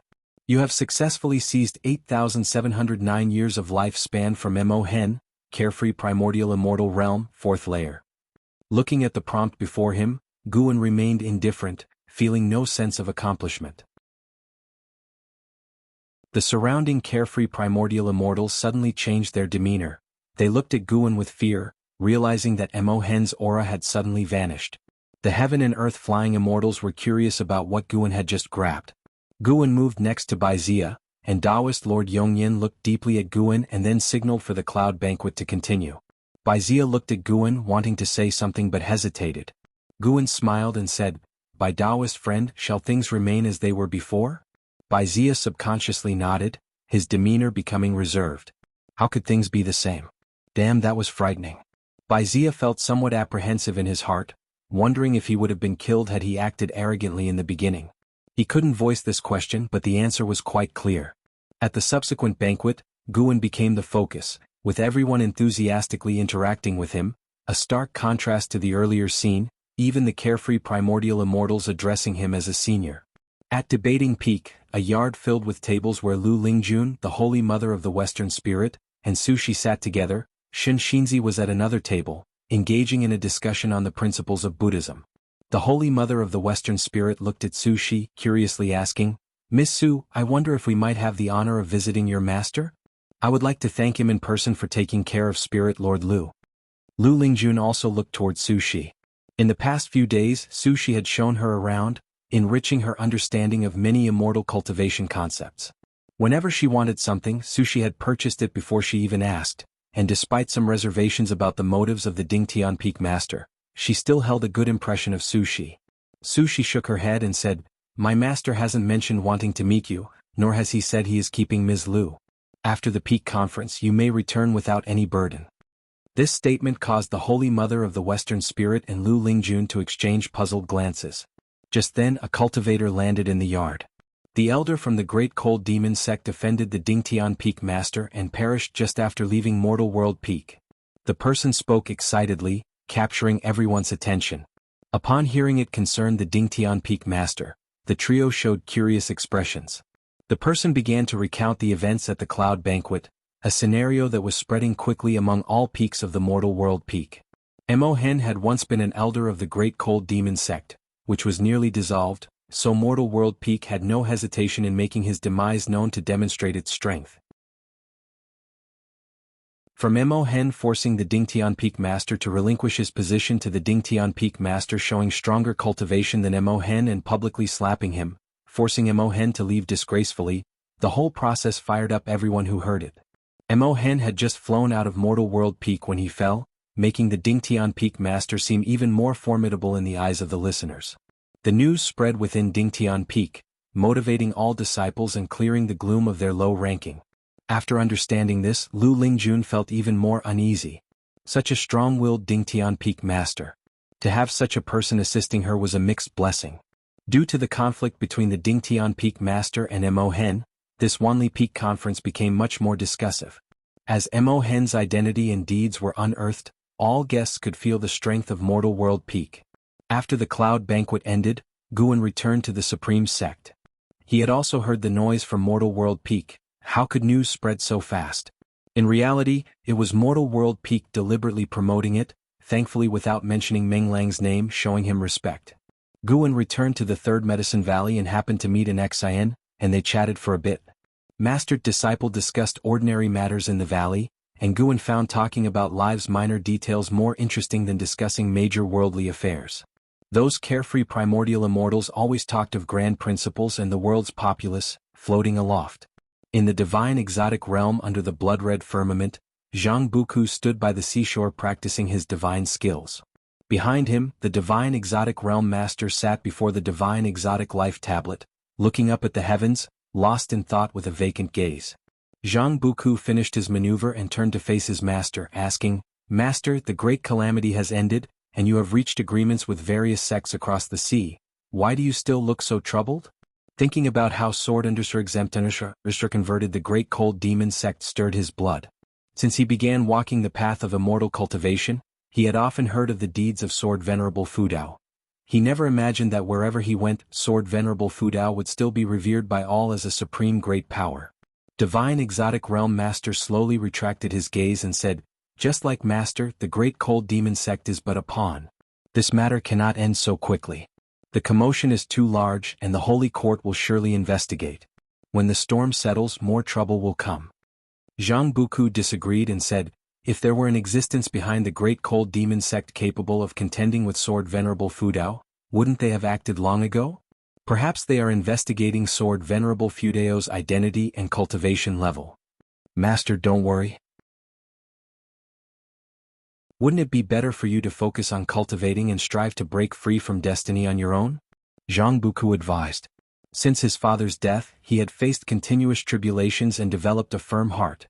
He knew worrying about the future was futile, and seizing the moment to cultivate diligently was key. The divine exotic realm master shook his head, smiling, "Master is not like you, I cannot strengthen through cultivation. The more divine exotic resentful ghosts there are, the stronger master becomes." Zhang Buku frowned upon hearing this and asked, "Now that the world is at peace, won't you be unable to expand the number of divine exotic resentful ghosts?" The divine exotic realm master nodded, then looked up again and said, "It just means I can't grow stronger in this realm. My disciple, would you like to venture to other great heaven and earths?"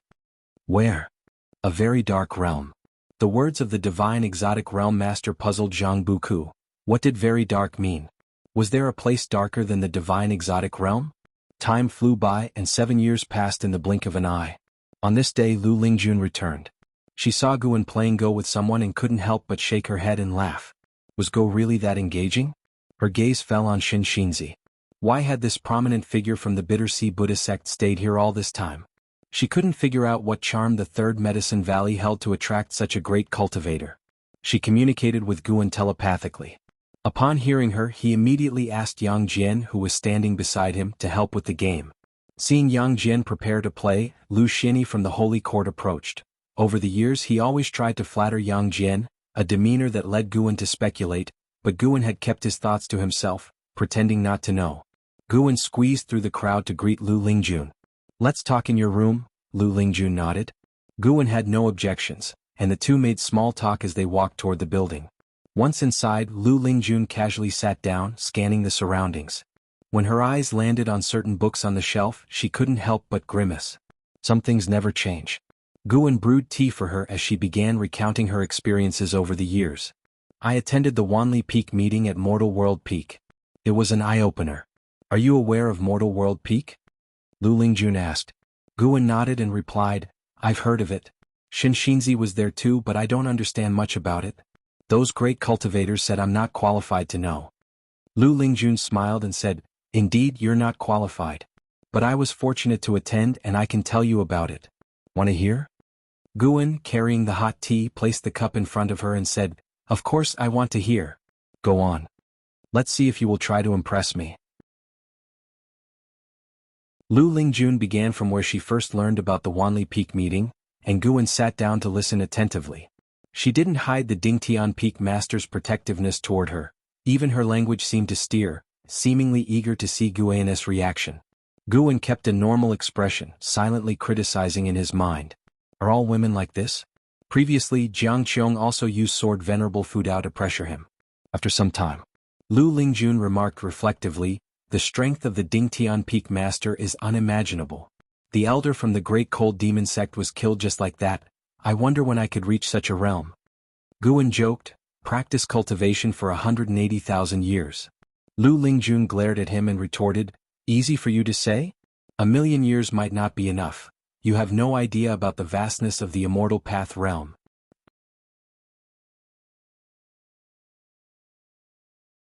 Chapter 312. The shock of Hu Shaojian appreciation flickered in Guan's eyes. He hadn't expected Lu Lingjun to have such a keen self-awareness.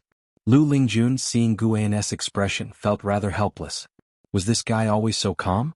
She glared at Guan and said unenthusiastically, "Don't you long for it after hearing all that?"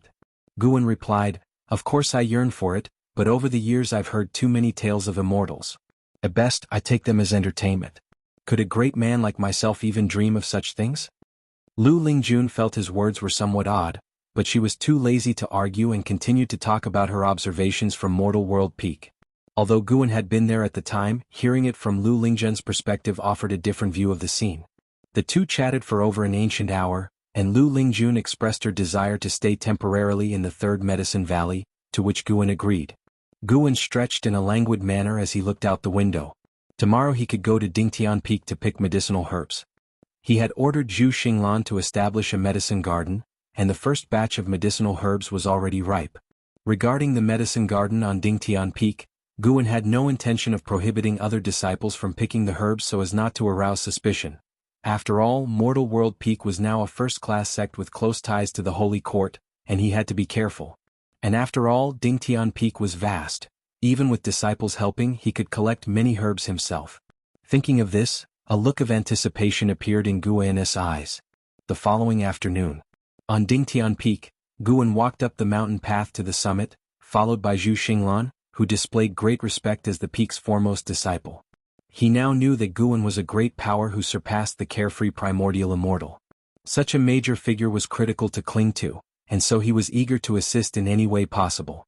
"I need a wandering immortal disciple to take charge of an island for me," Guan said casually. "Ask around for me. I won't treat him unfairly." Today had brought him over 300,000 years of lifespan, a decent haul. Zhu Xinglan immediately responded, "Master, if you wish to leave today, I will arrange it now." "Go ahead." With Guan's consent, Zhu Xinglan vanished on the spot. Guan walked to the courtyard and sat on a bench looking up. Ever since his last breakthrough, cosmic wars had erupted from time to time outside, with increasing numbers of heaven and earth flying immortals coming and going. Guwen also caught sight of the visage of a heavenly demon. The heavenly demons appeared no different from living beings, and included many of the human race.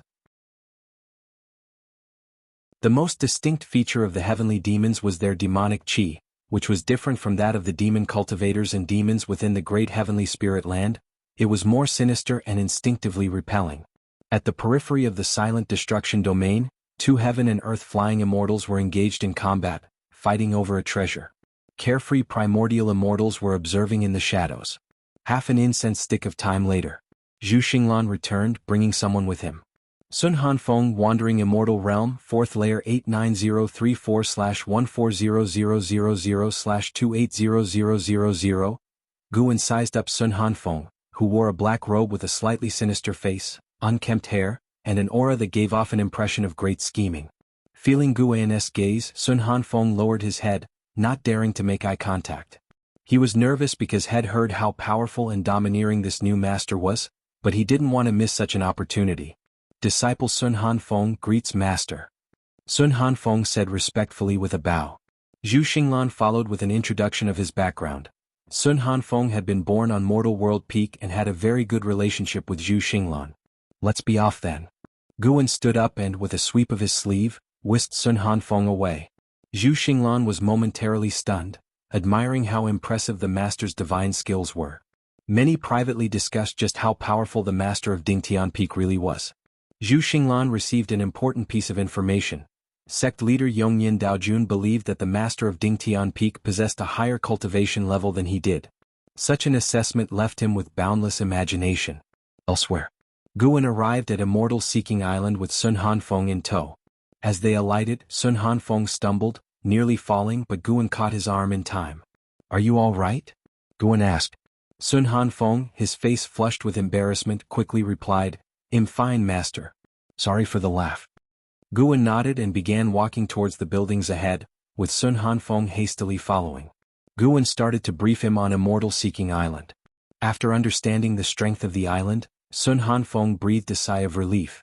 A place where a wandering immortal alone could be a deterrent? What pressure could there possibly be? "You and the island both share the Sun surname.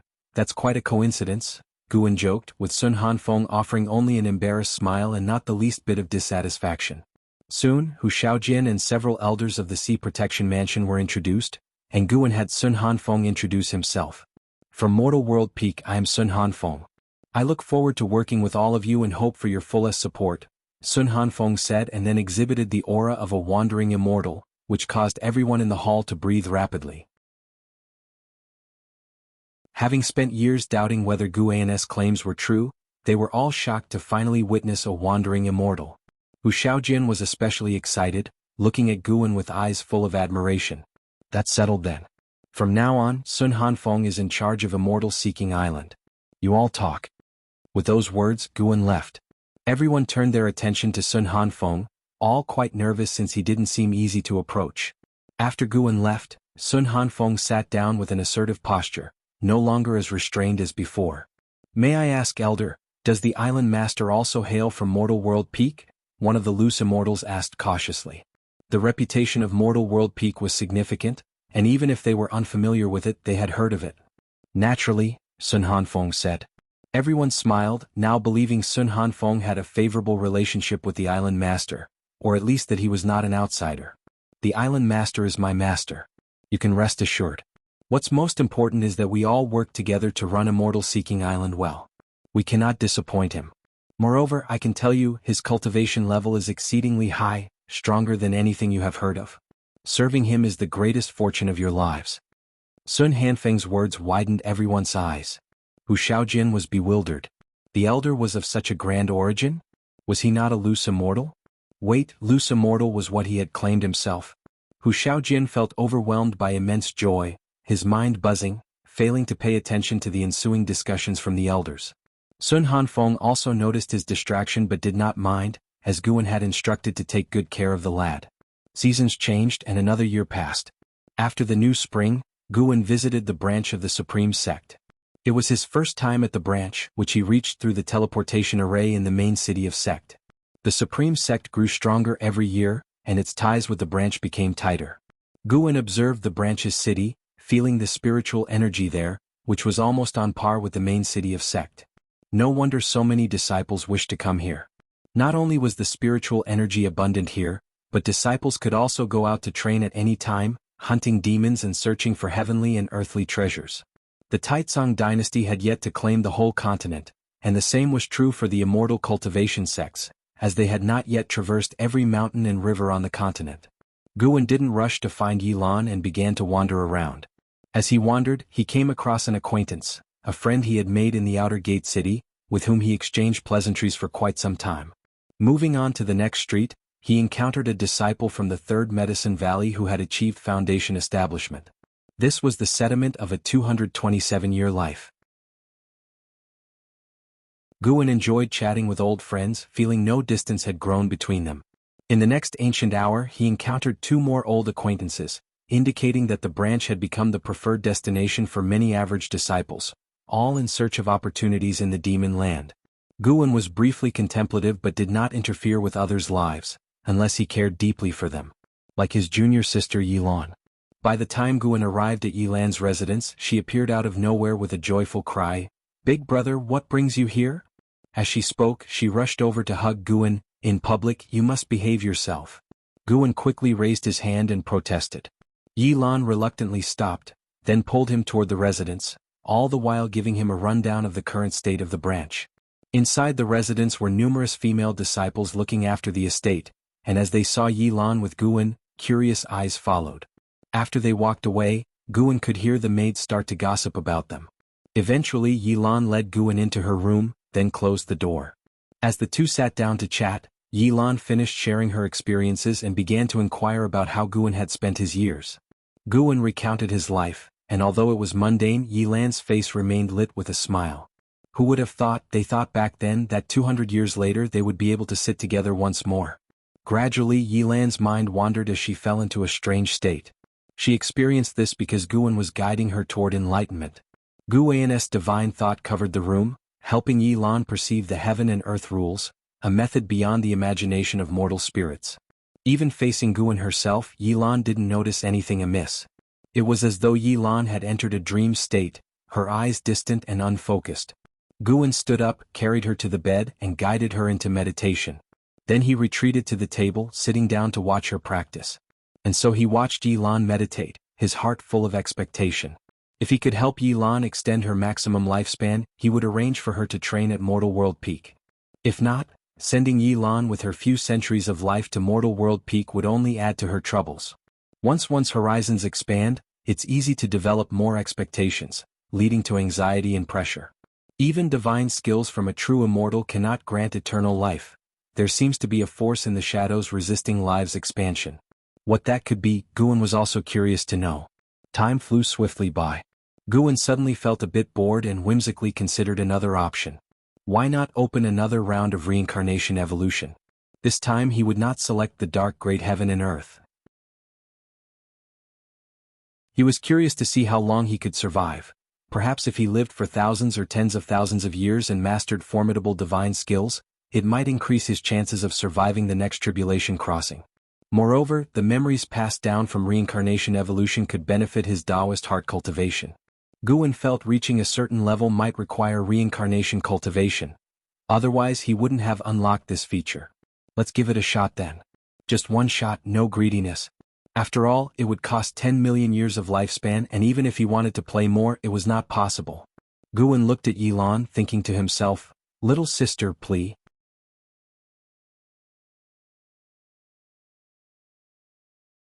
Chapter 313. Battle Court, Emperor of Heavenly Dragon. You spent 10 million years of lifespan to initiate a reincarnation evolution. Beginning to connect with the Tao rules. Searching for a reincarnation destination. You have the following destinations to choose from. Select one. 1. Da Hong Realm. 2. Dark Great Heaven and Earth. 3. Divine Origin Great Heaven and Earth. There's a dark great heaven and earth again? Guan looked at the prompt before his eyes, immediately feeling aggravated. Black Profound Emperor, you wait for me, our blood feud from 2 lifetimes cannot be resolved. Guwen hummed in his heart and then chose divine origin great heaven and earth. He always felt that great heaven and earth seemed more advanced, something like a realm, similar to where Lu Lingjun and Blood Prison Great Saint came from, the lower realm. As Guwen was thinking, prompts began to appear in front of him. You've chosen to reincarnate into the divine origin great heaven and earth. Due to the strength of the Tao rules in this realm, you temporarily can't initiate the life-stealing ability, nor can you activate phased features. Reincarnation evolution begins. In the first year, you were born into the dragon family of the divine continent, and your parents bestowed upon you the name Longzhan. At the age of 3, you awakened the true bloodline of the dragon family and with the help of your clan, you tempered the dragon blood true body. At the age of 8, your family arranged for an immortal master for you, and you officially stepped onto the path of immortal cultivation. At the age of 9, your father took you to court to meet the Emperor of Divine Dynasty, who wished to betroth the 7th princess to you. Your father thought to let you decide. Do you accept? The prompt stopped there. Guwen had just been wondering how he had turned into a dragon. He preferred being a human. The appearance of Divine Dynasty signified that dragon was only a surname. Guwen hesitated for a moment and decided to accept, wanting to tread carefully in this life. You accepted the arrangement of the Emperor of Divine Dynasty, and you shall marry the 7th princess Han Jiaoer when you turn 16. The Emperor of Divine Dynasty was overjoyed, generously rewarding you and making a decree to announce this to the world. At the age of 13, while accompanied by your clan for training outside, you tore apart a 4th Order Demon King with your bare hands, shocking your clan. At the age of 16, you and Han Jiaoer got married in a ceremony, officially becoming the prince consort of the Divine Dynasty. The Emperor of Divine Dynasty conferred upon you the title of Mighty Holy Duke, granting you the Divine Dynasty's chief fortune. You became famous throughout the world, entering the ranks of the top-tier talents. At the age of 18 you decided to venture into the world to grow stronger. You left with Han Jiaoer's reluctant farewell, and in the same year she gave birth to your son, named Long Xin. At the age of 20, you reached the edge of the divine continent and saw an evil dragon ravaging the city. You stepped in, subdued it, and unexpectedly discovered you could absorb dragon blood, making your chi blood even stronger. At the age of 21, you encountered an old Taoist who wanted to read your fate. Do you accept? It stopped again, suggesting the old Taoist was no ordinary person. Guwen hesitated for a moment and chose to accept. You agreed to let the old Taoist read your fate. He pinched your muscles and bones and began to calculate. He was soon shocked, proclaiming you possess an innate divine emperor fate, destined to dominate all creatures of heaven and earth, becoming the lord of great heaven and earth. Immediately afterward, the old Taoist exploded into a burst of blood, covering you. At 25, you accidentally entered the grotto heaven of an ancient great cultivator and learned the ancient strange skill, divine desolation technique. Guwen's lips twitched when he saw the part about the old Taoist's explosive demise. After that, he picked the more cautious options whenever possible. Year after year passed. Guwen was on tenterhooks, fearing an early death. When he made it past 200 years, he smiled, finally setting a new record. However, without the life-stealing ability, Longzhan's growth was surely not as fast as Chu Lu Shaoxing Tian, and without a displayed realm in the prompts. Take it slow. Guwen then became even more earnest, determined to strive to survive this life. As time ticked by, Yilan was meditating on the bed while Guwen sat at the desk, the room engulfed in silence. Birdsong occasionally rang out from outside the window, adding a serene atmosphere of passing years. After an ancient hour, Guwen let out a sigh, his expression grave, mired in struggle. At the age of 187,632, you met with the dragon family ancestor, who said he could fully awaken your bloodline, allowing it to fuse with your chi fortune and create an unprecedented physique. Do you accept his help? Guwen had achieved the status of war god of the divine continent and was now venturing through the cosmos when he encountered the ancestor. He always felt the ancestor was up to no good. He did not want to die after coming this far. If the ancestor was benevolent, he wouldn't make things difficult for a descendant who refused him. If malevolent, not trusting him might lead to disaster, but trusting him could lead to plummeting into the abyss. Do not accept. You refused the help of the dragon family ancestor. The ancestor was enraged and attacked you, intending to suppress you. After a great battle, you escaped with severe injuries. At the age of 187,633, you met with Fairy Ziyuan, who fortunately saved you. Your injuries were healed thanks to her. Next came adventure. Fairy Ziyuan began to follow him on adventures, making him less lonely. As for his wife, Han Jiaoer, he had gone to bid her farewell when he was 100,000 years old. They had been parted by yin and yang. It was because of this that he left his descendants behind and ventured alone into the cosmos. Guan became more relaxed in his subsequent choices, as Long Zhan grew stronger and always managed to escape from death. Half an ancient hour later. At the age of 350,896, you unified a small universe, established the battle court and married Fairy Ziyuan. You self-proclaimed as the Emperor of Heavenly Dragon and crowned Fairy Ziyuan as the Heavenly Empress. Quite impressive. Guan suddenly felt a sense of achievement, as if unlocking an epic achievement in a game. He could persevere further. Guan rubbed his hands together and continued to read on. One 10,000-year span followed another. After tens of thousands of years. At the age of 360,000, you broke through your own shackles, achieving the Tao Void mysterious immortal realm, shocking the cosmos. You regained your life grid. Do you activate the life-stealing ability? Here it comes.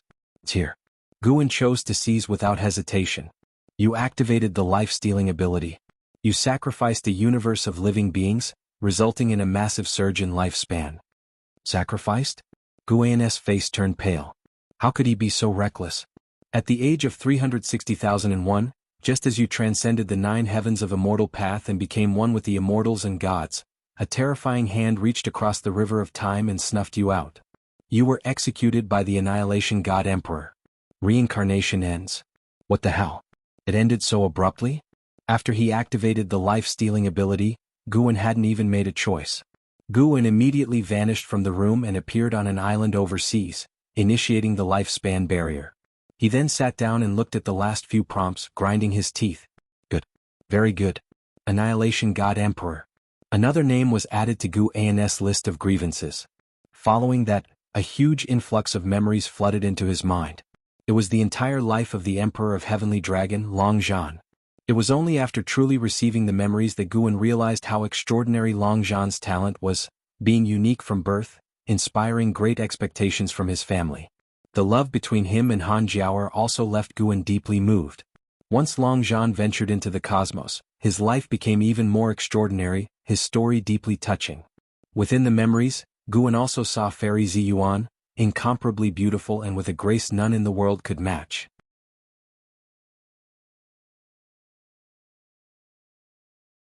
Chapter 314. Heavenly Dragon and the Ji family. As Guan continued to assimilate Long Zhan's memories, his hostility towards the Annihilation God Emperor also began to weaken. This Long Zhan is too arrogant. Before his wife Han Jiaoer's death, he still exercised some restraint in his actions. But since he went to outer heaven, he completely unleashed himself and acted recklessly. The battle court he established was also tyrannical, rewarding those who followed him and annihilating those who opposed. The peace of heaven and earth sacrificed by Long Zhan was completely innocent and involved, and the creatures of that realm didn't even have time to react before they died. The whole world turned to dust in an instant. Before, Guan felt that Xiao Xingtian was already arrogant enough, but compared to Long Zhan, he was nothing. If Guan had been in the great heavenly spirit land and also possessed the ability to slay Long Zhan, he would definitely have made a move. After Guan finished integrating the memories, it was as if he had lived through Long Zhan's life himself, becoming the Emperor of Heavenly Dragon. Yet when he looked back, he was filled with regret and remorse. Before Long Zhan transcended the 9 heavens of immortal path, Fairy Ziyuan had advised him not to pursue enlightenment at the expense of harming other beings. Long Zhan didn't listen, and the two even broke ties over this. After the inheritance of memories ended, Guan was still immersed in them. He was Guan but also Long Zhan. This feeling left Guan with an indescribable sense. Perhaps this is what it felt like to remember a past life in one's current life. Clearly the same person but with different personalities. After inheriting the memories of Long Zhan's life, Guan also gained a lot, including insights into the Taoist heart and the ability to inherit Long Zhan's most powerful divine skills. Heavenly Dragon Reincarnation Dharma Aspect. This divine skill could condense the ultimate Dharma aspect of one's Taoist sorcery, and could even condense the Dharma aspect of a past life to fight alongside oneself. After creating this divine skill, Long Zhan had intended to cultivate through reincarnation evolution to create Dharma aspects for tens of thousands of generations, but an accident unlocked the life-stealing ability, and he no longer researched this divine skill, instead continually using lifespan evolution to enhance his divine skill. Guan slowly opened his eyes and then disappeared inside the island retreat, returning to Yilan's estate. At this moment, Yilan was still in a state of path enlightenment. Guan sat down and continued to reflect on Longzhan's life.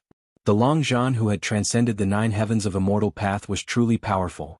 The feeling of controlling life and casually manipulating rules fascinated Guan even now. At the same time, he was also filled with dread at the power of the Annihilation God Emperor. He had truly been crushed to death by the Annihilation God Emperor with a single hand. He hadn't even seen the true form of the Annihilation God Emperor. It was a means that transcended time and space and was superior to the cosmic rules. After understanding Longzhan's life, Guan no longer harbored intense hostility towards the Annihilation God Emperor. Unlike Chu Lu and Xiao Xingtian, Longzhan had brought death upon himself. Guan felt somewhat confused. If reincarnation evolution could be realized, he might also create a peerless evil being. Fundamentally, he did not want to, but he couldn't control the personality in the cycle of reincarnation. Yet reincarnation evolution had many benefits, allowing him to remember countless spells and divine skills, adding to his combat experience, and even enhancing his understanding of reincarnation, making it very difficult for him to give up.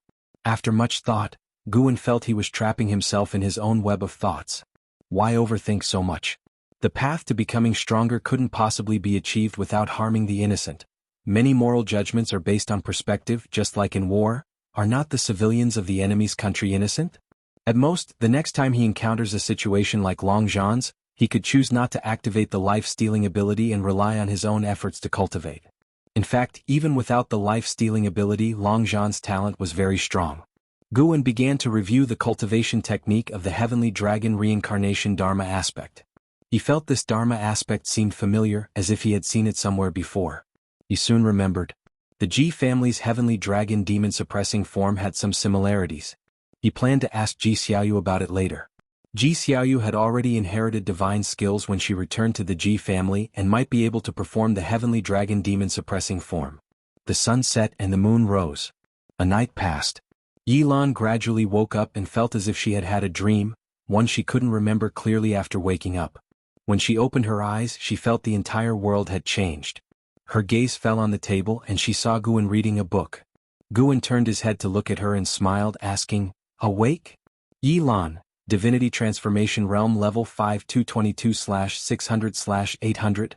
Her lifespan limit had increased by 200 years. Guan let out a sigh of relief, his face showing a smile. As long as there were results. But the effect was somewhat weak. He was, after all, a divine thought true immortal. Guan carefully examined Yilan and noticed a subtle breath dissipating from her body, like the heaven and earth rules, but even more difficult to detect. "How did I fall asleep?" Yilan asked, puzzled. Guan rolled his eyes and said, "You're asking me? It's not like I drugged you, is it?" "I'm not even blaming you. I came all this way and while we were talking you fell asleep, leaving me hanging." Yilan showed an embarrassed expression and couldn't help asking, "Then why didn't you wake me up? You were cultivating even in your sleep.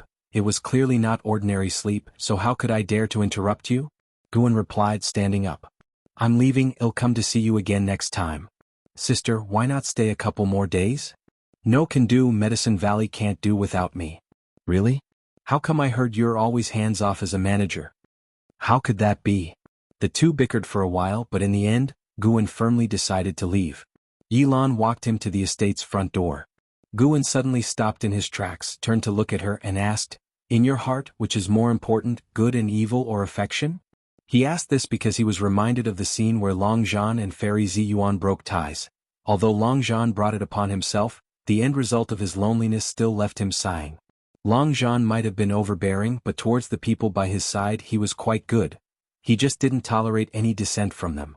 Yilan was taken aback for a moment, then smiled gracefully and said, "If you were evil, I myself would not be evil, but I would always follow you as long as you don't abandon me." Guan showed a smile and said, "Don't overthink it, I was just thinking about the plot in a book. I don't have the courage to do evil." With that, he waved his hand and walked away. Yilan watched his retreating figure, thoughtful. As summer approached, the weather cooled. In the woods, Guan watched Ji Xiaoyu step onto the clearing with anticipation in his eyes. Ji Xiaoyu's forehead was etched with a red Dao pattern that burst into light.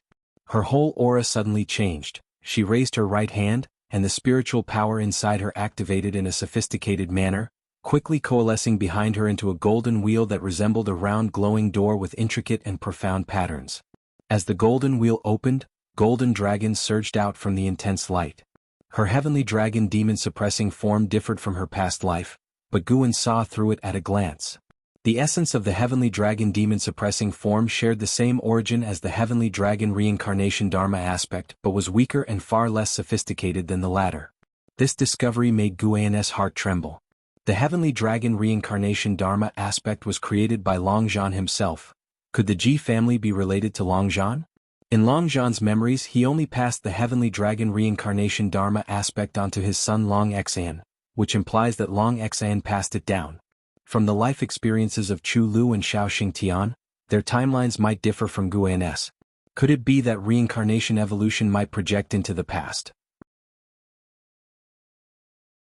Ji Xiaoyu dismissed the heavenly dragon demon-suppressing form, then approached Guan and asked, "How was it?" Although she wasn't sure why Guan wanted to see the heavenly dragon demon-suppressing form, it was renowned throughout the world, and showing it to outsiders did not violate clan rules. Truly formidable, it fills me with awe. The person who created this divine skill must truly be a godly being. Does the Ji family have a record of who created it? Guan exclaimed.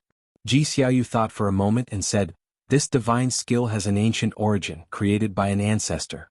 Who exactly created it I am unsure, but if you care I can look into it when I return." Guan nodded. "I'm indeed curious. I want to write a book inspired by the Ji family's history." Upon hearing this, Ji Xiaoyu smiled and said, "The vice sect leader is looking forward to you writing about the Ji family." The two continued their conversation, with Ji Xiaoyu planning to introduce other divine skills, but Guan showed no interest, so she gave up. Both of them headed towards Medicine Valley. The heavenly dragon demon-suppressing form was created by the Reincarnation Path Emperor, or perhaps I have seen her perform it. A voice came from the forest ahead, and stealing the 5 elements appeared. Ji Xiaoyu frowned, her expression full of displeasure. Guan had already noticed stealing the 5 elements eavesdropping, and he too was speculating whether it was related to the Reincarnation Path Emperor, so he didn't mind stealing the 5 elements' presence. Currently, only the Reincarnation Path Emperor in the Ji family could travel to outer heaven. Stealing the 5 elements, seeing the look in Ji Xiaoyu's eyes, laughed and said, "She once said that at the other end of the universe, there exists a more vast expanse of heaven and earth that I can't even fathom." After hearing this, Guan suddenly suspected that the dragon race or the battle court might still exist. Of course it was just a guess. Although he integrated Longzhan's memories and became Longzhan, he had no intention of seeking out the dragon race or the battle court. Staying honestly in the great heavenly spirit land was the righteous path. Even the strong could be crushed by others. "Why do you always eavesdrop on our conversation?" Ji Xiaoyu said discontentedly, the Tao patterns on her forehead emitting strange radiance once again. Stealing the 5 elements raised his hand. "I mean no harm. Am I not helping you clear up your doubts? If you could transform into the Reincarnation Path Emperor, I would only be pleased." With that, he vanished on the spot. Guan consoled, "Don't worry about him, watch how I'll crush him on the chessboard in the future." Ji Xiaoyu retracted her Tao patterns and nodded slightly. For Guan, this was just a minor interlude, understanding was enough. He didn't need to investigate thoroughly. Longzhan's karma was too significant. He didn't want to get involved. But this incident stirred his imagination. If reincarnation evolution projected into the past, how strong would the Black Profound Emperor be now? What about that Annihilation God Emperor in Great Heavenly Spirit Land? Would they also be in his field of view? Guan felt he needed to be even more cautious in the future and must not let others know he could steal lifespan. A flock of birds flew out from the forest, heading toward the distance, their figures obscured by the sunlight. 5 years quickly passed. This year, news spread throughout the world, causing a sensation. The establishment of the Broken Sea Domain. Created by the Holy Court, covering the region that the Great Cold Demon sect previously sought to slaughter in the mortal world, with the sea-breaking rift at the center. The news spread rapidly, penetrating the continent, with the Emperor Li Xiandao following with an edict to the world, declaring the continent be renamed Taizong Continent.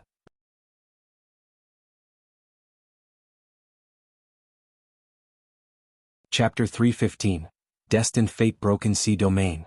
Inside Nzin's house, Guan sat at the table lost in thought. Why hadn't they set up the domain before? If it was for the sake of guarding against the Great Cold Demon Sect, it was hardly necessary. After all, the Great Cold Demon Sect was no different from being disbanded.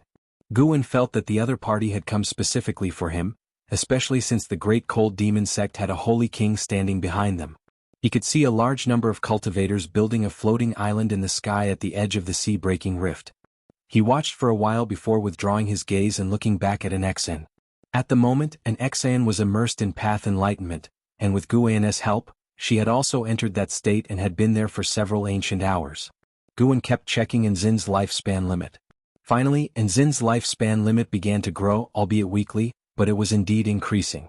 Guan stared intently at an Xan, probing everything within her body. Soon he caught a glimpse of that mysterious force more complicated than causality, just like the situation with Yilan before. As the lifespan limit increased, this mysterious force began to separate from her body. It seemed likely that all beings were bound by this force, and increasing the lifespan limit would weaken it. Could this be fate? Guan fell into contemplation. Even divine monarchs with powerful divine thoughts could not see through the force that manipulated the lives of all beings. Regardless, having started to be able to catch it was a good beginning. Afterward, Guan got up and left. After all, this was the third Medicine Valley, and it wasn't appropriate for a man and a woman to be alone in the same room, especially with their mentor-disciple relationship. Moreover, in Medicine Valley with him around, no one could disturb Nzin's path enlightenment. The night passed. The next morning, an Xan walked out of her house and followed the disciples in their exercises. She felt somewhat dazed looking around her. She could feel that the world had changed. From afar, Guan saw her lifespan limit had grown to 300 years. She hadn't yet released her cultivation level suppression, and the primordial reincarnation skill could still increase her lifespan limit. Guan didn't greet an Xan, pretending to know nothing about it. In the following days, the establishment of the Broken Sea domain and the renaming of the continent became hot topics among all. As summer approached, Guan was teaching Yang Jian cultivation in the woods, aware of Lu Xinyi watching in secret, but unconcerned. As long as Lu Xinyi didn't become hostile to him. Lu Xinyi, sitting above the clouds, looked down thoughtfully. This person's cultivation isn't very impressive, but he's very talented at teaching disciples. Could it be that he really encountered an immortal in a dream? Lu Xinyi wondered curiously. He had joined the Supreme Sect and even entered the Hall of Elders, aware of Guan's identity as an author.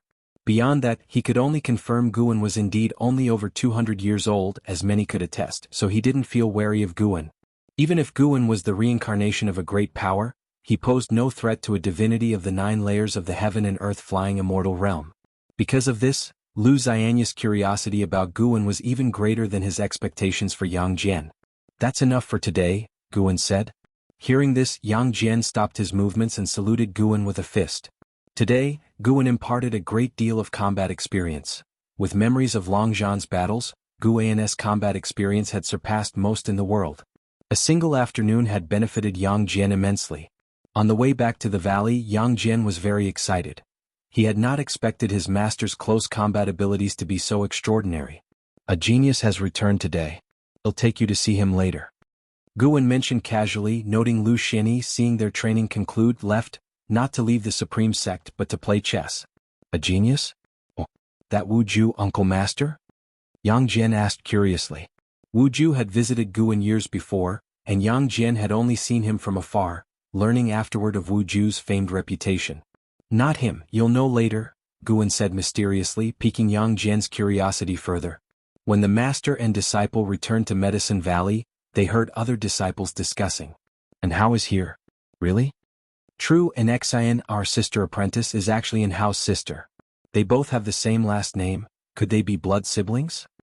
"No, they're just from the same village and once had the same master, who later renamed them." "My goodness. And Hao is so handsome, almost like an immortal." "Haha, always the romantic, aren't you? The Supreme Sect has seen so many geniuses over the years, yet those great figures still think Hao is the greatest genius the Supreme Sect has ever had." Yang Jian's expression changed slightly, his fists clenched unconsciously. "Wasn't Hao?" He glanced at Guan covertly, noticing no reaction, and so he suppressed the excitement in his heart.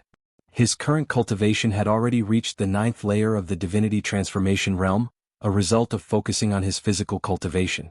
He wanted to be acknowledged as the #1 genius too. He had also suspected that Hao was that mysterious senior disciple. Today he hoped to unravel the mystery. Guan led him to Enzin's courtyard. Guan noticed stealing the 5 elements and Lu Xini observing Hao with their divine senses. And Hao, with the vast gulf in their realms, was unaware. The 9-fingered divine lord didn't come today, and Shen Xinzi was immersed in studying the journey to the west under a tree, much like Zui Jian in his absorption. Guan looked at the imposing Hao and was very pleased. The current Hao had already reached the 8th layer of the unification realm, still cultivating at an impressive speed. Yang Jian was a major realm behind him, not yet comparable, but once they entered the immortal path realm the gap would be trivial.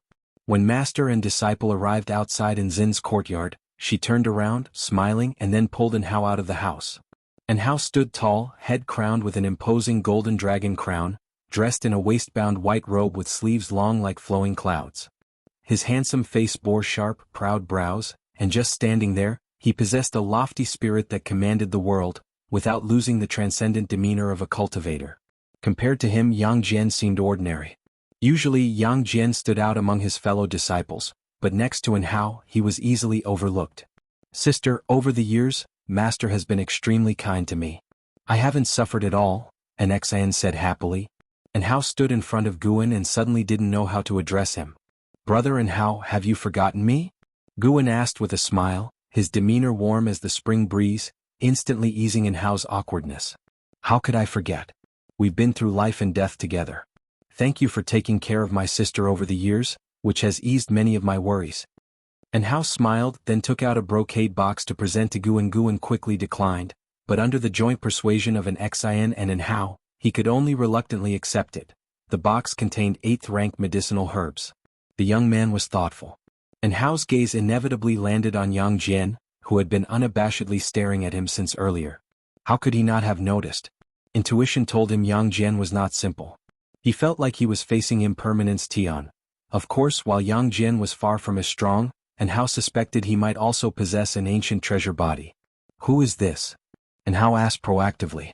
My disciple Yang Jian, Guan replied with a smile, finding the rivalry between the two disciples interesting. Yang Jian? True Lord Erlang? Hao laughed. Yang Jian, serious, said, I want to spar with you. He could see now that Hao was definitely not the mysterious senior disciple, which diminished his awe for Hao somewhat. In his mind, only that senior brother could surpass him, as the master said his talent was stronger at the moment. Hao's smile vanished as he began to size up Yang Jian. Xian wanted to interject but hesitated, looking at Guan to find him smiling without interruption.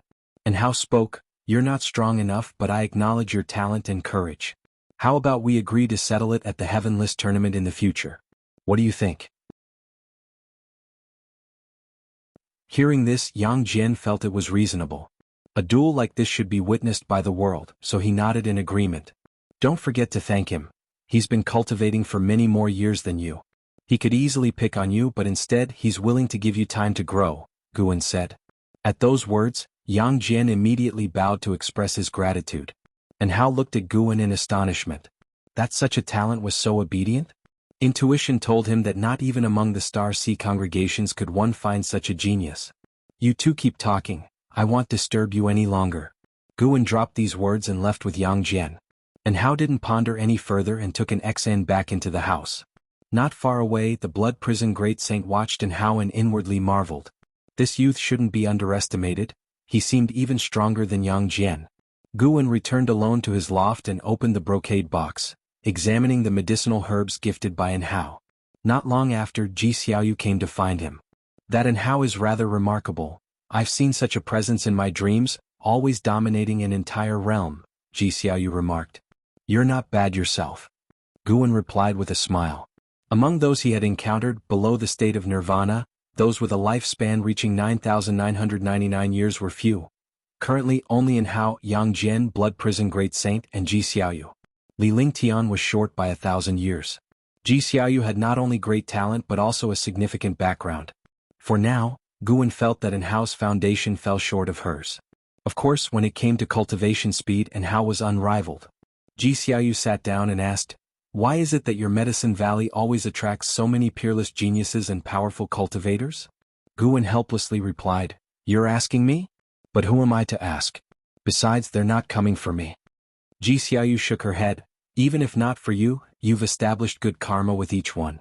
You're not simple like the great fortune of energy movement I've seen in my dreams, not necessarily the strongest in talent, but always breaking through and stirring the winds of change in the world." Guan blinked and asked, "What are you trying to say?" Ji Xiaoyu took a deep breath. "I'm planning to go somewhere, a place with a great opportunity. Come with me." Hearing this, Guan felt a headache. Many had said similar things to him. "You go ahead, the supreme sect can't be without me," Guan declined, to Ji Xiaoyu's astonishment at his resolute refusal.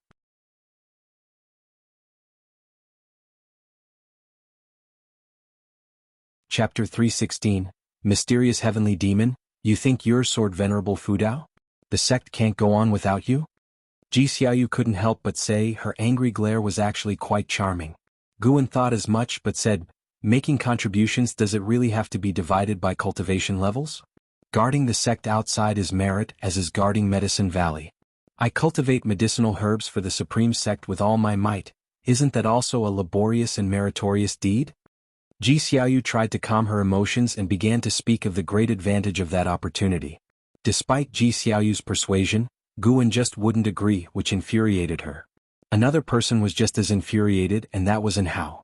No matter how he persuaded, An Xian simply refused to follow him to the Star Sea congregations. That day Ji Xiaoyu left the Third Medicine Valley. Less than an hour after her departure, An Hao also stormed off, though he was not leaving the Supreme Sect. He still needed to return to the main city of Sect to have a talk with the higher-ups. Dusk descended. Guan and An Xian stood in front of the wooden railings, their shadows elongating with the setting sun. Guan, admiring the desolate beauty of the sunset, softly asked, "Don't you regret it?" An Xian turned her head, looked at Guan's profile and asked, "Master, do you have any regrets?" "Ha, we're different. Ji Xiaoyu has the Ji family behind her, but An Hao only has you." Guan shook his head with a bitter smile. An Xian looked to the horizon and said, "He has more than just me, and his heart holds the entire mortal world. He's long since not the senior brother I knew. I can't be the stumbling block in his path."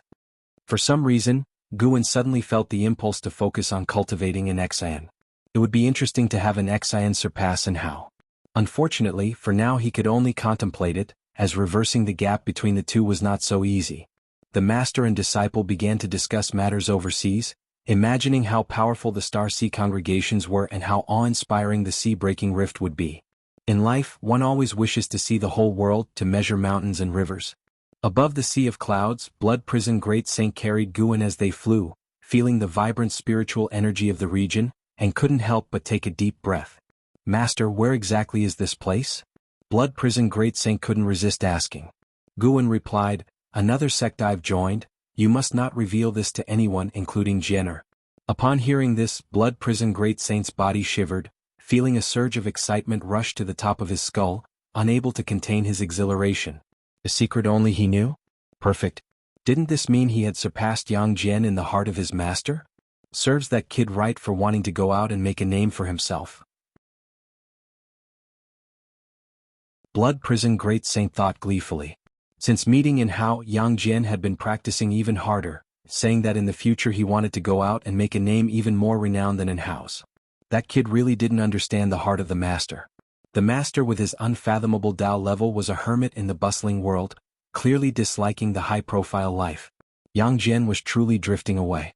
Guan could feel Blood Prison Great Saint's excitement, his bovine body trembling as if this fellow was simply overwhelmed by the rare opportunity to travel far. This place was none other than Mortal World Peak. Guan disliked the slow pace of Blood Prison Great Saint and used his divine thought to help speed him up. After they entered the peaks of the Mortal World Peak, Blood Prison Great Saint looked around curiously, his bovine eyes wide open, as if a countryman had entered the city for the first time. And so, they arrived at Dingtian Peak.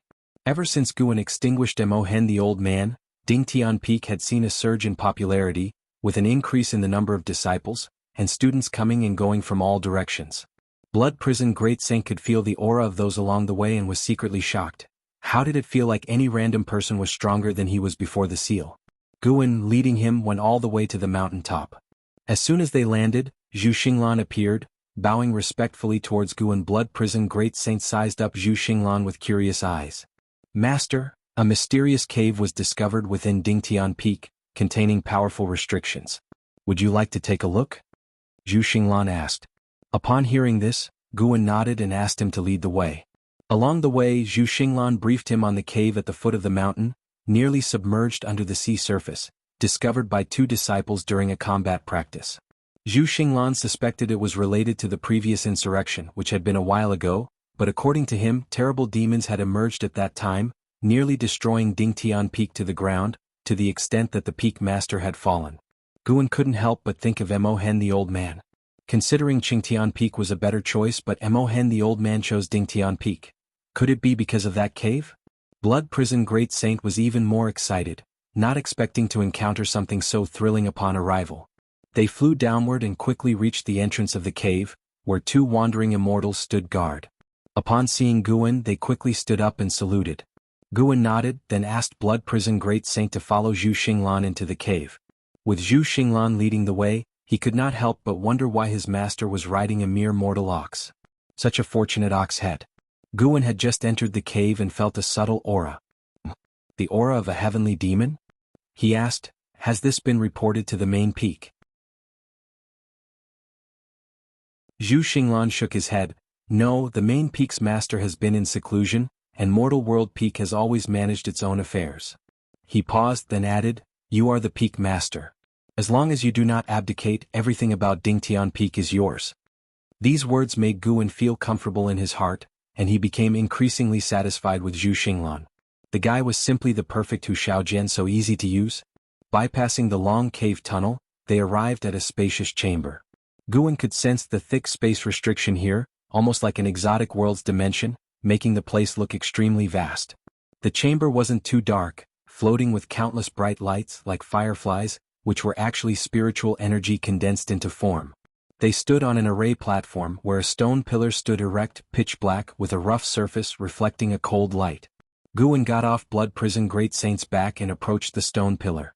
With his hand on the stone pillar, a powerful force erupted, startling Zhu Xinglan into immediately deploying his mana to defend, not forgetting to protect Blood Prison Great Saint. Zhu Xinglan's eyes widened as he saw Guan's hand actually penetrate the stone pillar, the point of contact glowing eerily as if it were the mouth of an exotic world.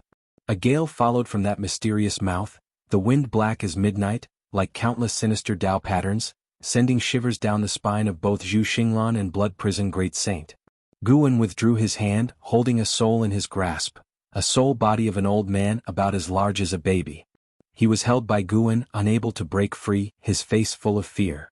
Dark Soul Ancestor, Divine Immortal of Wondrous Dharma Realm Level 31209894/1300000/1900000. Guan looked at the other's age and raised an eyebrow. Zhu Xinglan couldn't help but caution, Master, be careful. Guan's right hand clenched and the Dark Soul Ancestor disintegrated. Zhu Xinglan, seeing this, sighed in relief and asked, Master, what realm was he at?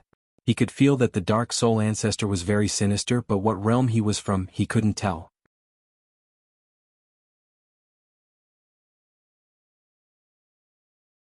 Chapter 317 Demon Fetus. You have successfully acquired 9,670 years of lifespan from the Dark Soul Ancestor, Divine Immortal of Wondrous Dharma Realm, 3rd level. Looking at the prompt before him, Guan remained indifferent.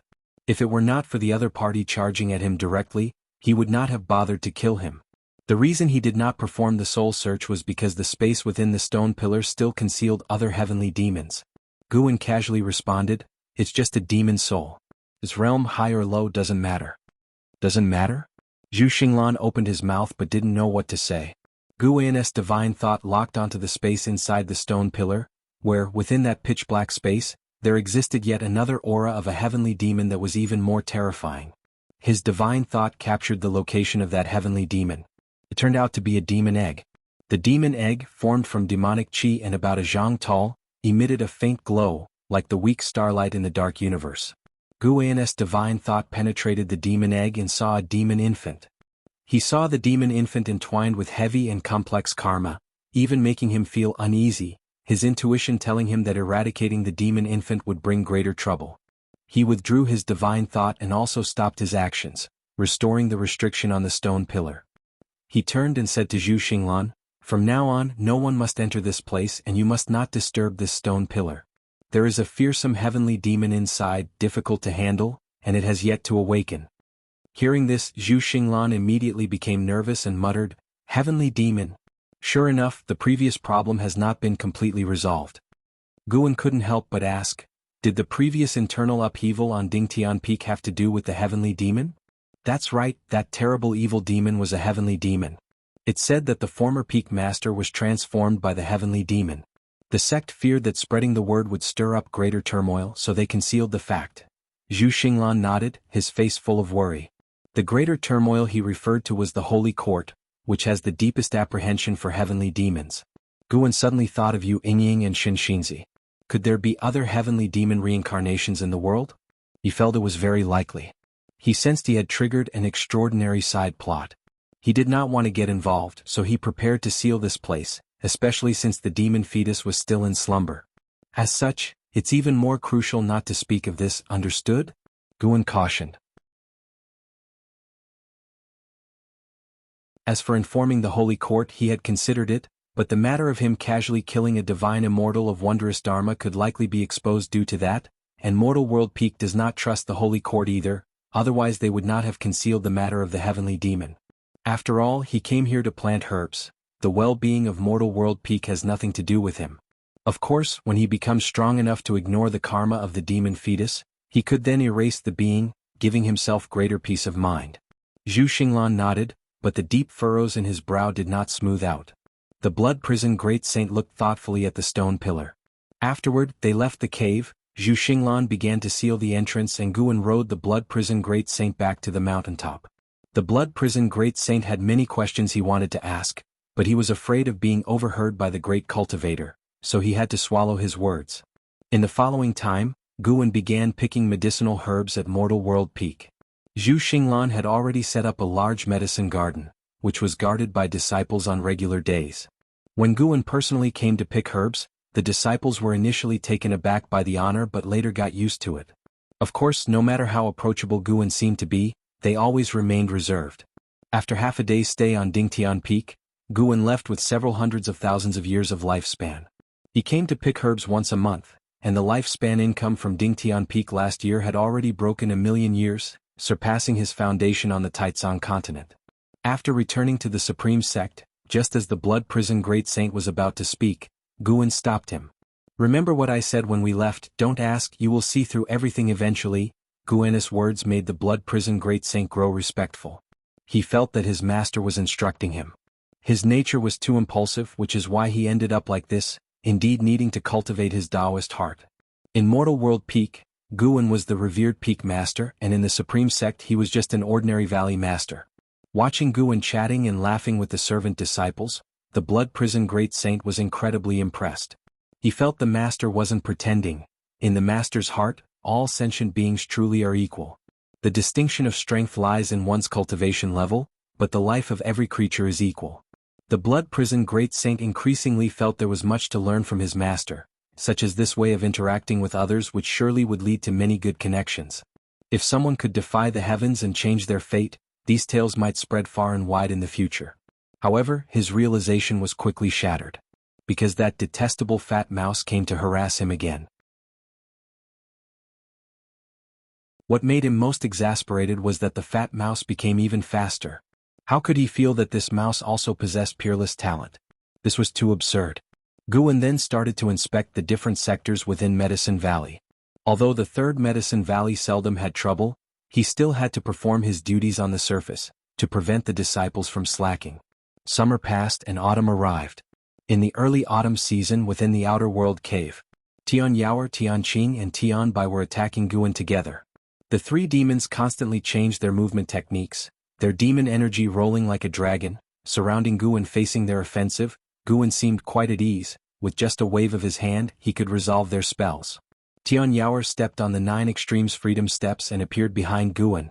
She struck with her palm, from which fire surged, rapidly expanding into the shape of a phoenix and swallowing him whole. The next second, the fire phoenix immediately scattered, causing Tian Yaoer to be shaken and fly backward. Guan then raised his leg and countless shadows burst forth, causing Tianqing and Tianbai to lose their composure, unable to defend in time. They were hit by the leg shadows one after another and were knocked flying, landing clumsily far away. The three demons struggled to get up, looking at Guan with aggrieved expressions on their faces. If this were a real fight to the death, you would be dead by now. There aren't many people out there who will indulge you like I do, Guan commented nonchalantly while withdrawing his leg.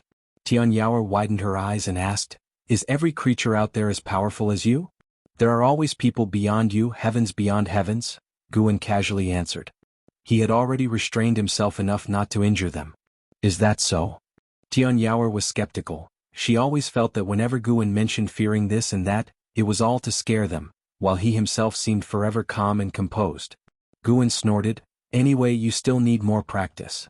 Tianqing and Tianbai immediately approached, clinging to Guan's arms and sweetly agreeing with Master. This made Tian Yaoer grit her teeth with irritation. Why did it seem as though the other two had been spoiled rotten? After Guan gave a few more pieces of advice, he took his leave. Tian Yaoer immediately pounced on Tianqing and Tianbai, and the second battle commenced. The autumn wind swept through, blowing a leaf into the courtyard where an elderly man in rich attire was sweeping the floor. It was none other than the aged Xiaochuan. Xiaochuan held the broom with both hands and swept slowly, as if his sweeping was not just cleaning the ground, but also a gesture of refinement. A young boy ran into the yard, spotting Xiaochuan, and couldn't help but exclaim, "Grandfather, why are you sweeping again? Is sweeping that fun? It's not like we have no servants in the house." The young man wore blue clothes, had a fair face, and appeared to be around 15 or 16 years old, with his hair tied up high, exuding youthful vigor. Xiaochuan didn't stop his sweeping but replied with a kindly smile, "It's not about fun, it's a habit. Sweeping helps me reminisce about the past. When you get old like me, you too will love to look back. You're young and don't understand." The boy stepped forward, hands on his hips, discontentedly saying, "Grandpa, I heard you once practiced in the Immortal Sect. Why don't you recommend us to enter the Supreme Sect and cultivate? Cultivation is not forbidden to ordinary people. Over the years, cultivators have appeared in the city from time to time, and the magistrate's grandson has even gone for cultivation. Grandpa, although our family has money, it's not enough. We must think long-term." He rambled continuously, while Xiaochuan watched him complain without getting angry. Once he finished, Xiaochuan suddenly asked, "What if you go to the Immortal Sect and discover your cultivation talent to be very ordinary, inferior to anyone around you, being left behind by them continuously, what would you do?" The boy glanced with disbelief. "How could I be that bad?" "Your grandfather, I was just that bad. But people are different, right? If someone with exceptional talent emerged from our family, wouldn't that be a blessing for generations, and even you would benefit? Hey, your uncle once went to an immortal cultivation sect. His talent was mediocre and he nearly died in a conflict with cultivators. Whether someone is extraordinarily talented or not, these eyes of mine can see." Xiaochuan shook his head and said as each descendant grew up, they would come and ask him these questions. He had also sent children to practice, but the results were always unsatisfying. Of course, he didn't send them to the Supreme Sect. He didn't want to cause more trouble for his senior brother. If they couldn't succeed in other sects, how could they go to the Supreme Sect? "But can you really see that clearly?" the boy asked with wide eyes, his face turning red with urgency. Just as Xiaochuan was about to respond, his eyes suddenly widened. Guan walked into the courtyard, looking around as if searching for something. When Guan spotted Xiaochuan, he too broke into a smile. Noticing his grandfather's expression, the boy turned his head to look and then frowned, sizing up Guan and asking, "Who are you? I haven't seen you before?" "What?" Xiaochuan smacked the back of his head, not too harshly, and scolded with a smile, "Do you remember everyone in the house, apart from the maids? Beat it." The boy pouted but had to leave, sizing up Guan as he went. "Chuanyue Chi Cultivation Realm, first level 15/80/180." Guan gestured playfully at Chuanyue, causing Chuanyue to glare at him. Once the boy left, Xiaochuan stepped forward and hugged Guan excitedly. "Senior brother, how come you're here?" Xiaochuan was ecstatic. Guan was slightly annoyed. "When your grandson was here, why didn't you call me senior brother?" Xiaochuan grinned. "That was to prevent him from clinging to you once he realized your identity. You are a high cultivator of the Supreme Sect, at least in his eyes." Looking at the signs of aging on Xiaochuan's face, Guan felt a sense of nostalgia. Why stop the children from seeking the immortal path? I'm not stopping them, they just want to use my connections to get in. If they truly possess the talent, they will rise even without my intervention. Xiaochuan shook his head. His words seemed to make sense to Guan. Decades had passed, and Xiaochuan had become more mature, with the sediment of years evident on him, no longer the silent youth who once followed Guan.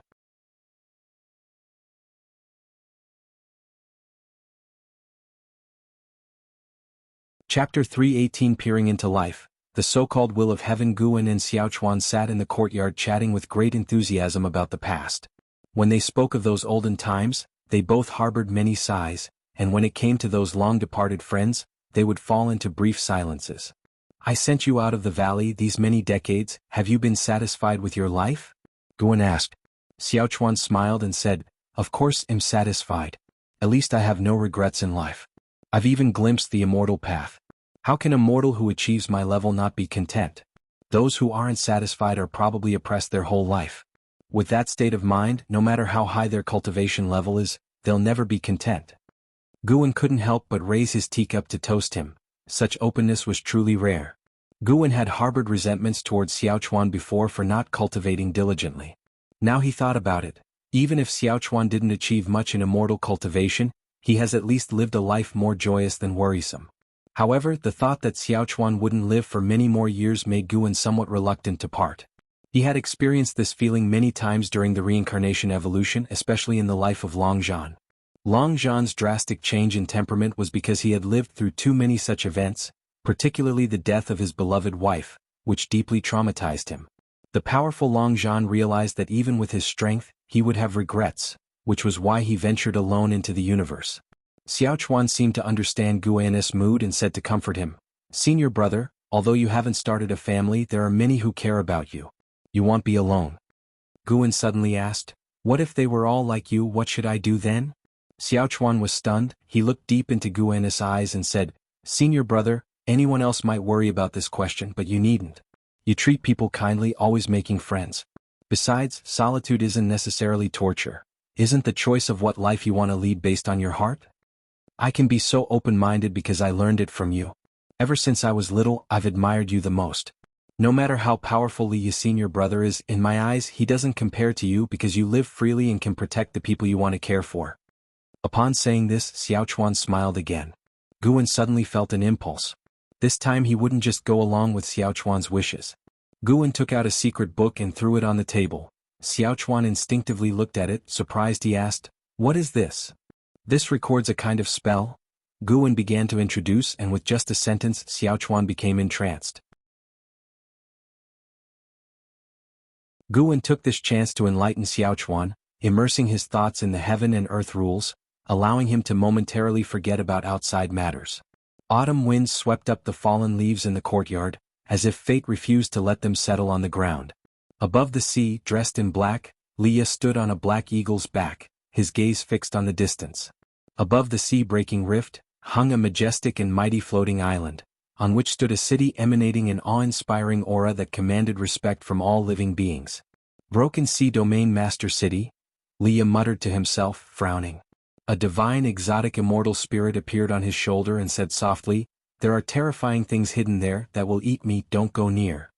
Hearing this, Li Ya's frown deepened as it was the first time he heard the divine exotic immortal spirit say such a thing.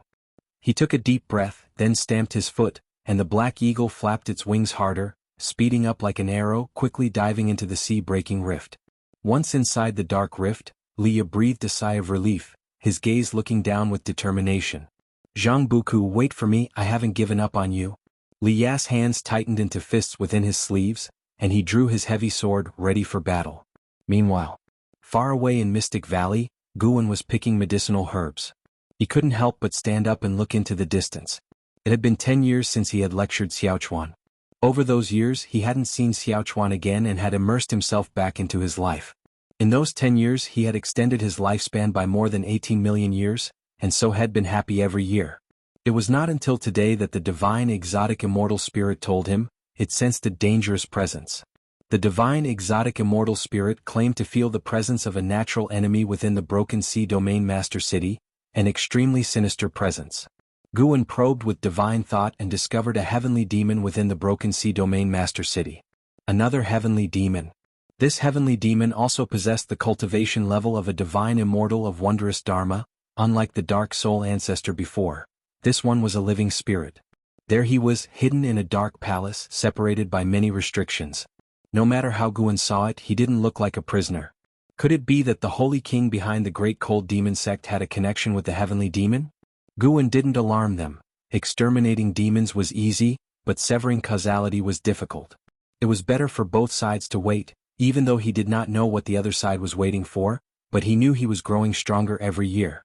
Nirvana, loose immortal, wandering immortal, heaven and earth flying immortal, carefree primordial immortal, divine immortal of wondrous dharma, Tao void mysterious immortal, and divine thought true immortal.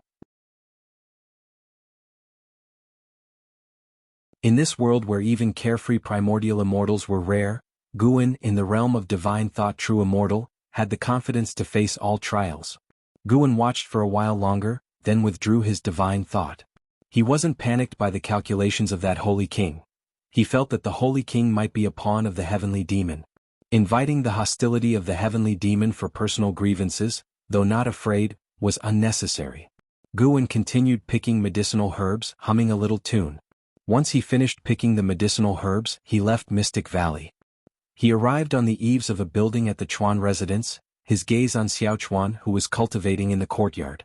After that enlightenment, Xiao Chuan devoted more time to cultivation, a subject he had mentioned to no one. Guan saw that Xiao Chuan's ultimate lifespan had increased to 415 years. Not too bad. He then peeked into Xiao Chuan's causality. On a typical day, Guan wouldn't only be playing around, he cultivated too. What he studied the most was the causality of life.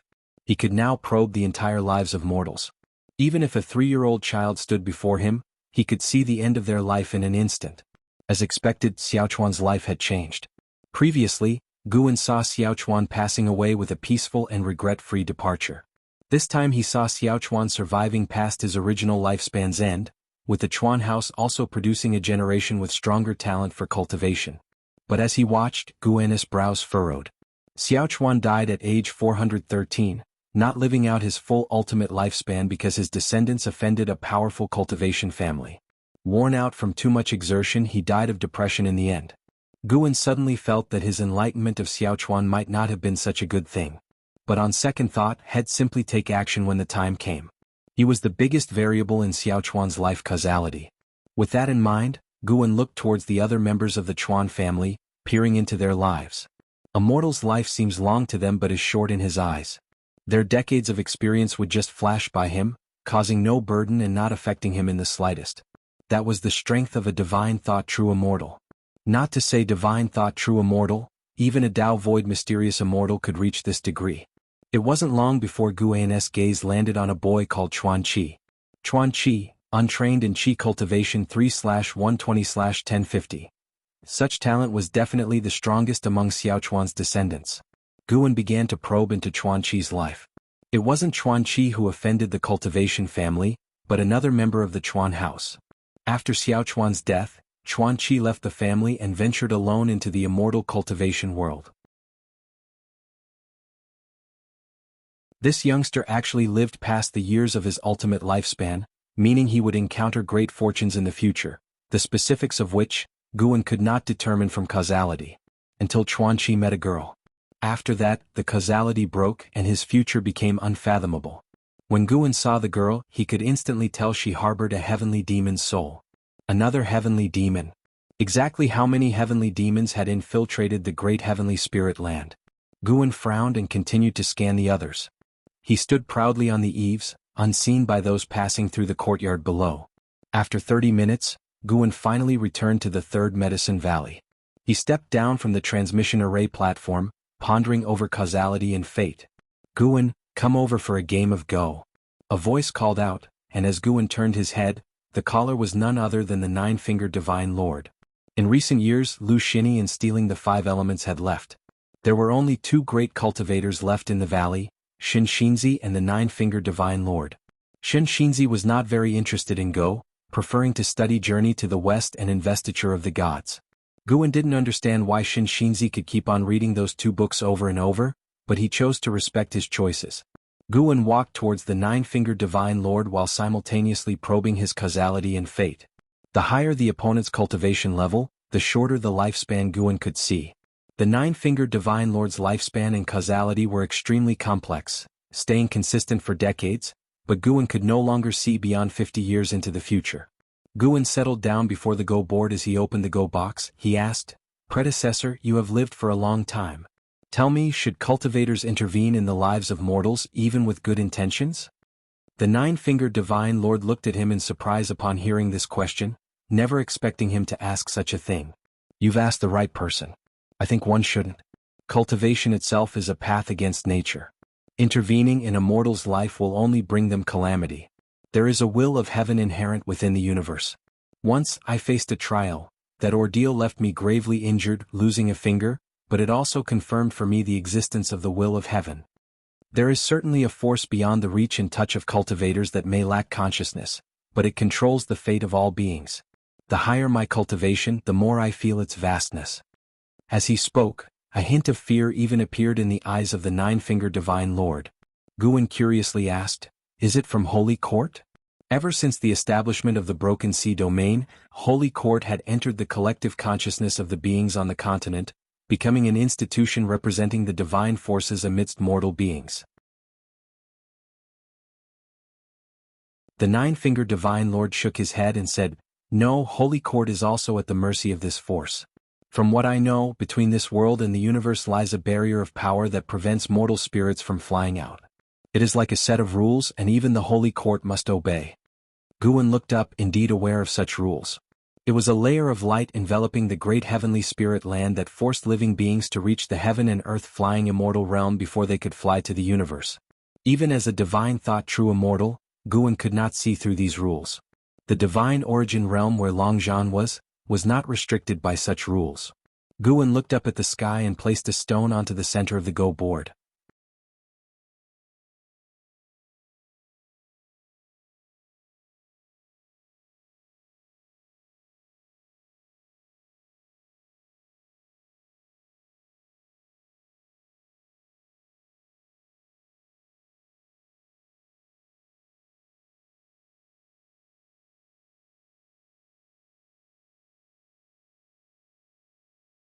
"Sword Venerable Fudao, why do you refuse to show yourself? What exactly are you apprehensive about?"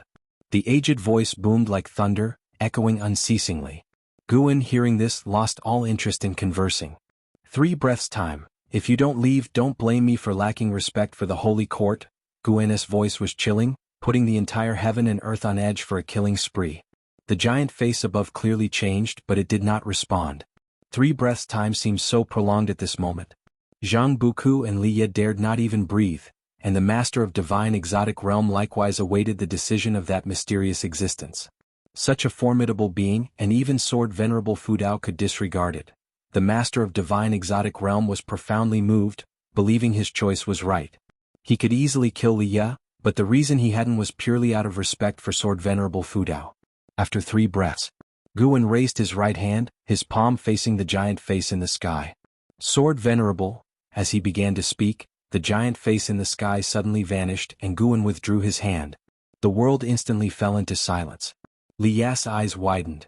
He saw the rolling thunderclouds silently torn open, creating a giant hole exactly where the mysterious giant face had been. He instinctively looked towards Guan, seeing an old man enveloped in mist in Guan's palm, the elder full of panic, unable to struggle or escape. Even though the old man was speaking, Li Ye couldn't hear a word. Guan then disappeared from the spot. Divine exotic immortal spirit appeared on Li Ye's shoulder, tiny hands patting her small chest, looking extremely relieved. Zhang Buku and the master of divine exotic realm were also stunned. What they had thought would be an unprecedented great war, the master of divine exotic realm had even prepared for the world to shatter, yet the mysterious great power from the Holy Court was just taken away like this. How high could Sword Venerable Fudao's realm be? The master of divine exotic realm was filled with fear, a terrifying thought suddenly occurring to him. Could it be that Sword Venerable Fudao was truly a heavenly demon, and from the beginning he stood in opposition to the Holy Court? The waves crashed against the shore. Guan sat on the rock, having already activated the lifespan barrier, his right hand opened, containing the old man sitting cross-legged inside, who was indeed the divine immortal of wondrous Dharma stationed at the domain master city of the Broken Sea domain. Guan was performing the great imprisoned soul immortal technique, searching the other's memories. This person, named Luo Shuzi, was a reincarnation of the heavenly demon, holding a third-grade heavenly position in the Holy Court, one of the confidants of the great Nether Saint King. Luo Zuz's many memories were protected by a mystery spell, which would shatter and dissipate automatically if invaded, all related to the great Nether Saint King. Unfortunately, such methods were akin to child's play before Guan's divine sense. He easily deciphered them and glimpsed into Luo Zuz's dealings with the great Nether Saint King. The creation of the Broken Sea domain was indeed set by the great Nether Saint King. Within it was his arch-nemesis, the Candle World Saint King. Initially, the great Nether Saint King merely wanted to exterminate the Candle World Saint King, keeping him eternally in reincarnation. Many under his command took this opportunity for their gain, leading to the calamity in the Broken Sea domain. After Guan made his move, the great Nether Saint King regarded him as an enemy. Now the great Nether Saint King suspected Guan might also be a reincarnation of the heavenly demon, hence he sent Luo Shuzi over. According to Luo Zuz's memories, the great Nether Saint King was not a heavenly demon, but he was fervently searching for the reincarnation of the heavenly demon, his intentions unknown to anyone. It appears it wasn't the Holy Court aiming for Sword Venerable Fudao but the great Nether Saint King's intent. The Holy Court had profound depth and numerous factions. Viewing the Broken Sea domain, it seemed vast, but in the eyes of the greater heavenly spirit land, it was but trivial, not even reaching the eyes of the standard first-rank heavenly position. The third-grade heavenly position, also known as the Holy King, was not short of position holders in the Holy Court. Ascending further were the second-grade heavenly position's Holy Minister and the first-grade heavenly position's Holy God.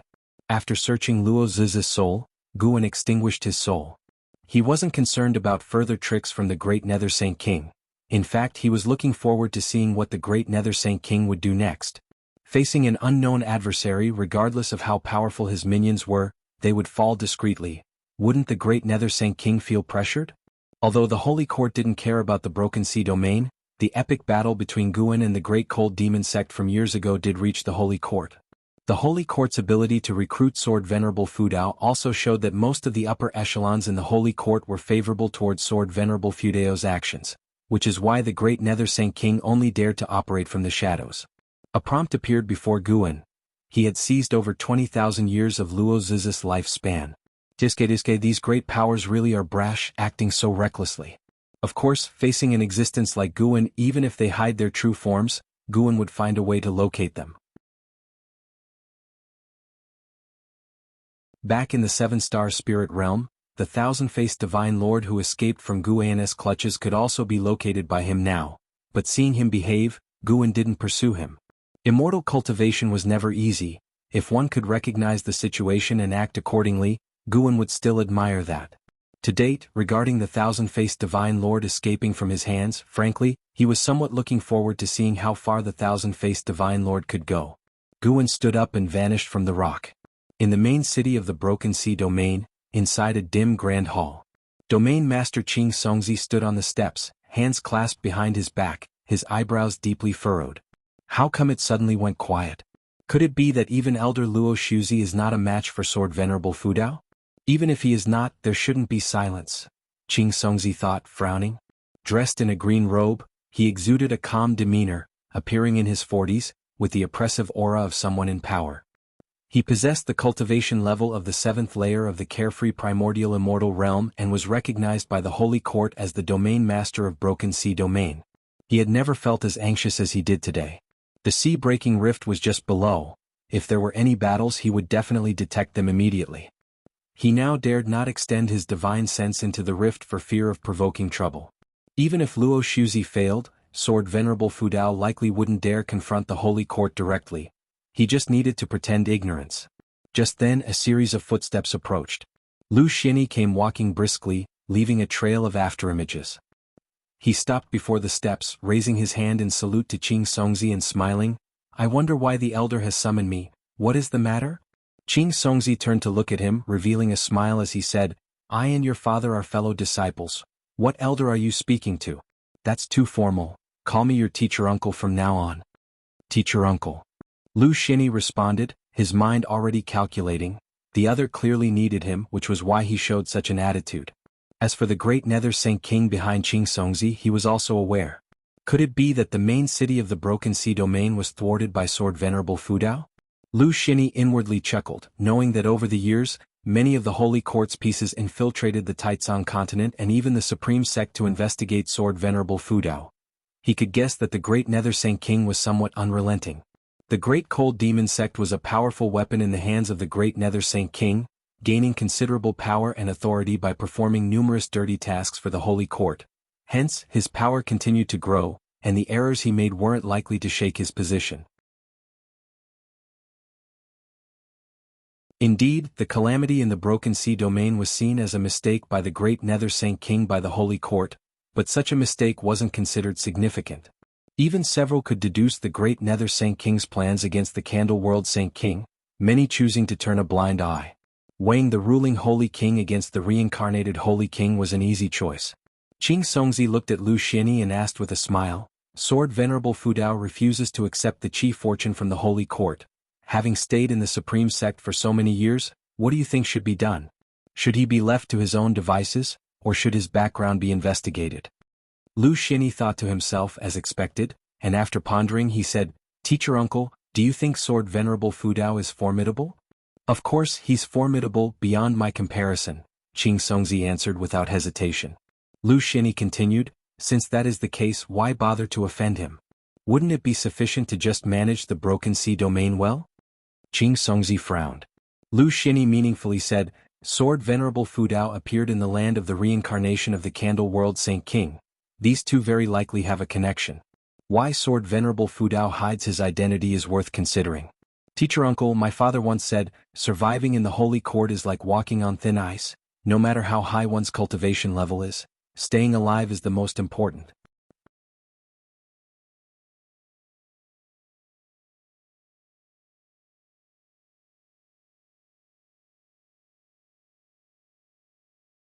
As for cultivation level, slow and steady wins the race. I will condense the nascent soul sooner or later, Guan replied casually.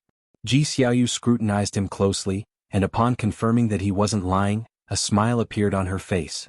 What she admired most was Guan's temperament. She had never seen him angry or envious, as he always seemed to be smiling. Shall we talk upstairs? Guan asked with a smile, knowing Ji Xiaoyu had a lot to say. For Guan, the journeys Ji Xiaoyu had embarked upon these past years couldn't compare to the distance of a single step for him, but for her, these decades were lengthy, and he would occasionally hear her murmuring to a campfire when alone. The stealing the 5 elements who had been tailing Ji Xiaoyu had never shown up, merely escorting her in secret for a part of her journey. Once they were upstairs in the house, Ji Xiaoyu began recounting her experiences throughout the years. Her stories were rich, with demon slaying, thrilling adventures and even encounters with old grudges. Guan listened intently, chiming in from time to time, keeping Ji Xiaoyu's desire to share stories high. After more than an ancient hour, Ji Xiaoyu finally finished telling her tales. Guan exclaimed, how exciting, just like the stories narrated by storytellers. Ji Xiaoyu laughed, I obtained the inheritance left by someone from a previous life. The journey was worthwhile, but it's unknown how far I can go. It should be the second layer of the immortal path. Guan had seen that secret realm, created by a loose immortal, which meant that Ji Xiaoyu's predecessor's highest cultivation realm reached the loose immortal realm. For the current Ji Xiaoyu, how formidable a loose immortal was practically out of reach. Guan asked with a smile, what are your plans going forward? Ji Xiaoyu replied, settle for a few decades before considering another journey. The ranking competition is about to begin, which is a good opportunity to enjoy the excitement. The Supreme Sect is not what it used to be, and this ranking competition will surely be lively. It's said that a loose immortal joined the Supreme Sect in the last couple of years. Have you heard about the loose immortal? As Guan spoke of the competition, he became more talkative. Ji Xiaoyu watched him with a slight smile on her lips. This guy still loved to see the world bustling. Listening to Guan talk about the highlights of the ranking competition, along with the sounds of insects and voices from outside the window, Ji Xiaoyu's heart fell into tranquility. Having witnessed the world's turmoil, she now felt a sense of peace inside, free of any pressure or concern. After spending the afternoon with Ji Xiaoyu, Guan finally left the Third Medicine Valley and headed to the Mystic Valley's 8 scenic caves underground. He arrived in front of the green vine tree, where a large cauldron was set up, surrounded by various instruments. Over the past 30 years he had been studying the art of artifact refining. He wasn't after creating any phenomenal Dharma treasures, but rather sought realizations through the process of forging. The Dharma treasures he had forged by now were coveted by the Supreme Sect, but he didn't hand them over to the sect, instead tossing them to the immortal seeking island for sale, exchanging the spirit stones received for seeds and refining materials. With a cultivation of divine thought immortal status, it wasn't difficult for Guan to forge immortal treasures, but creating supreme immortal path treasures was still out of reach. Supreme immortal path treasures could only be created by immensely powerful beings standing at the peak of the 9 heavens of the immortal path, the crystallization of a lifetime's Tao from a major immortal path power. In the entire great heavenly spirit land, forces that owned supreme immortal path treasures were territorial overlords, and those who could fully wield the power of such treasures were few and far between. At least Guan had yet to see such individuals. Long Zhan had one such treasure. When he reached the pinnacle of the 9 heavens of the immortal path, he could suppress an entire universe with just one treasure, incredibly formidable. Guan had just approached the cauldron when it, along with the surrounding instruments, began to blaze with fire. 2 vines stretched from behind, beginning to massage Guan's shoulders. "Master, that guy, are you really not going to intervene?" The voice of the green vine tree sounded, still similar to Jiang Qiong but weaker. Guan replied, "It's fine, it's impossible for the other party to step foot here." Because of the influence of Sword Venerable Fu Dao, the reputation of the Supreme Sect had far outshone its actual strength. Thus, the upcoming ranking competition also attracted a multitude of overseas cultivators and demons. Among them was a presence that made the green vine tree afraid, and Guan had already located that presence. It was a shape-shifting tree demon, its cultivation having reached the wandering immortal stage, who was currently hiding its cultivation level and joining the ranking competition as a Mahayana cultivator.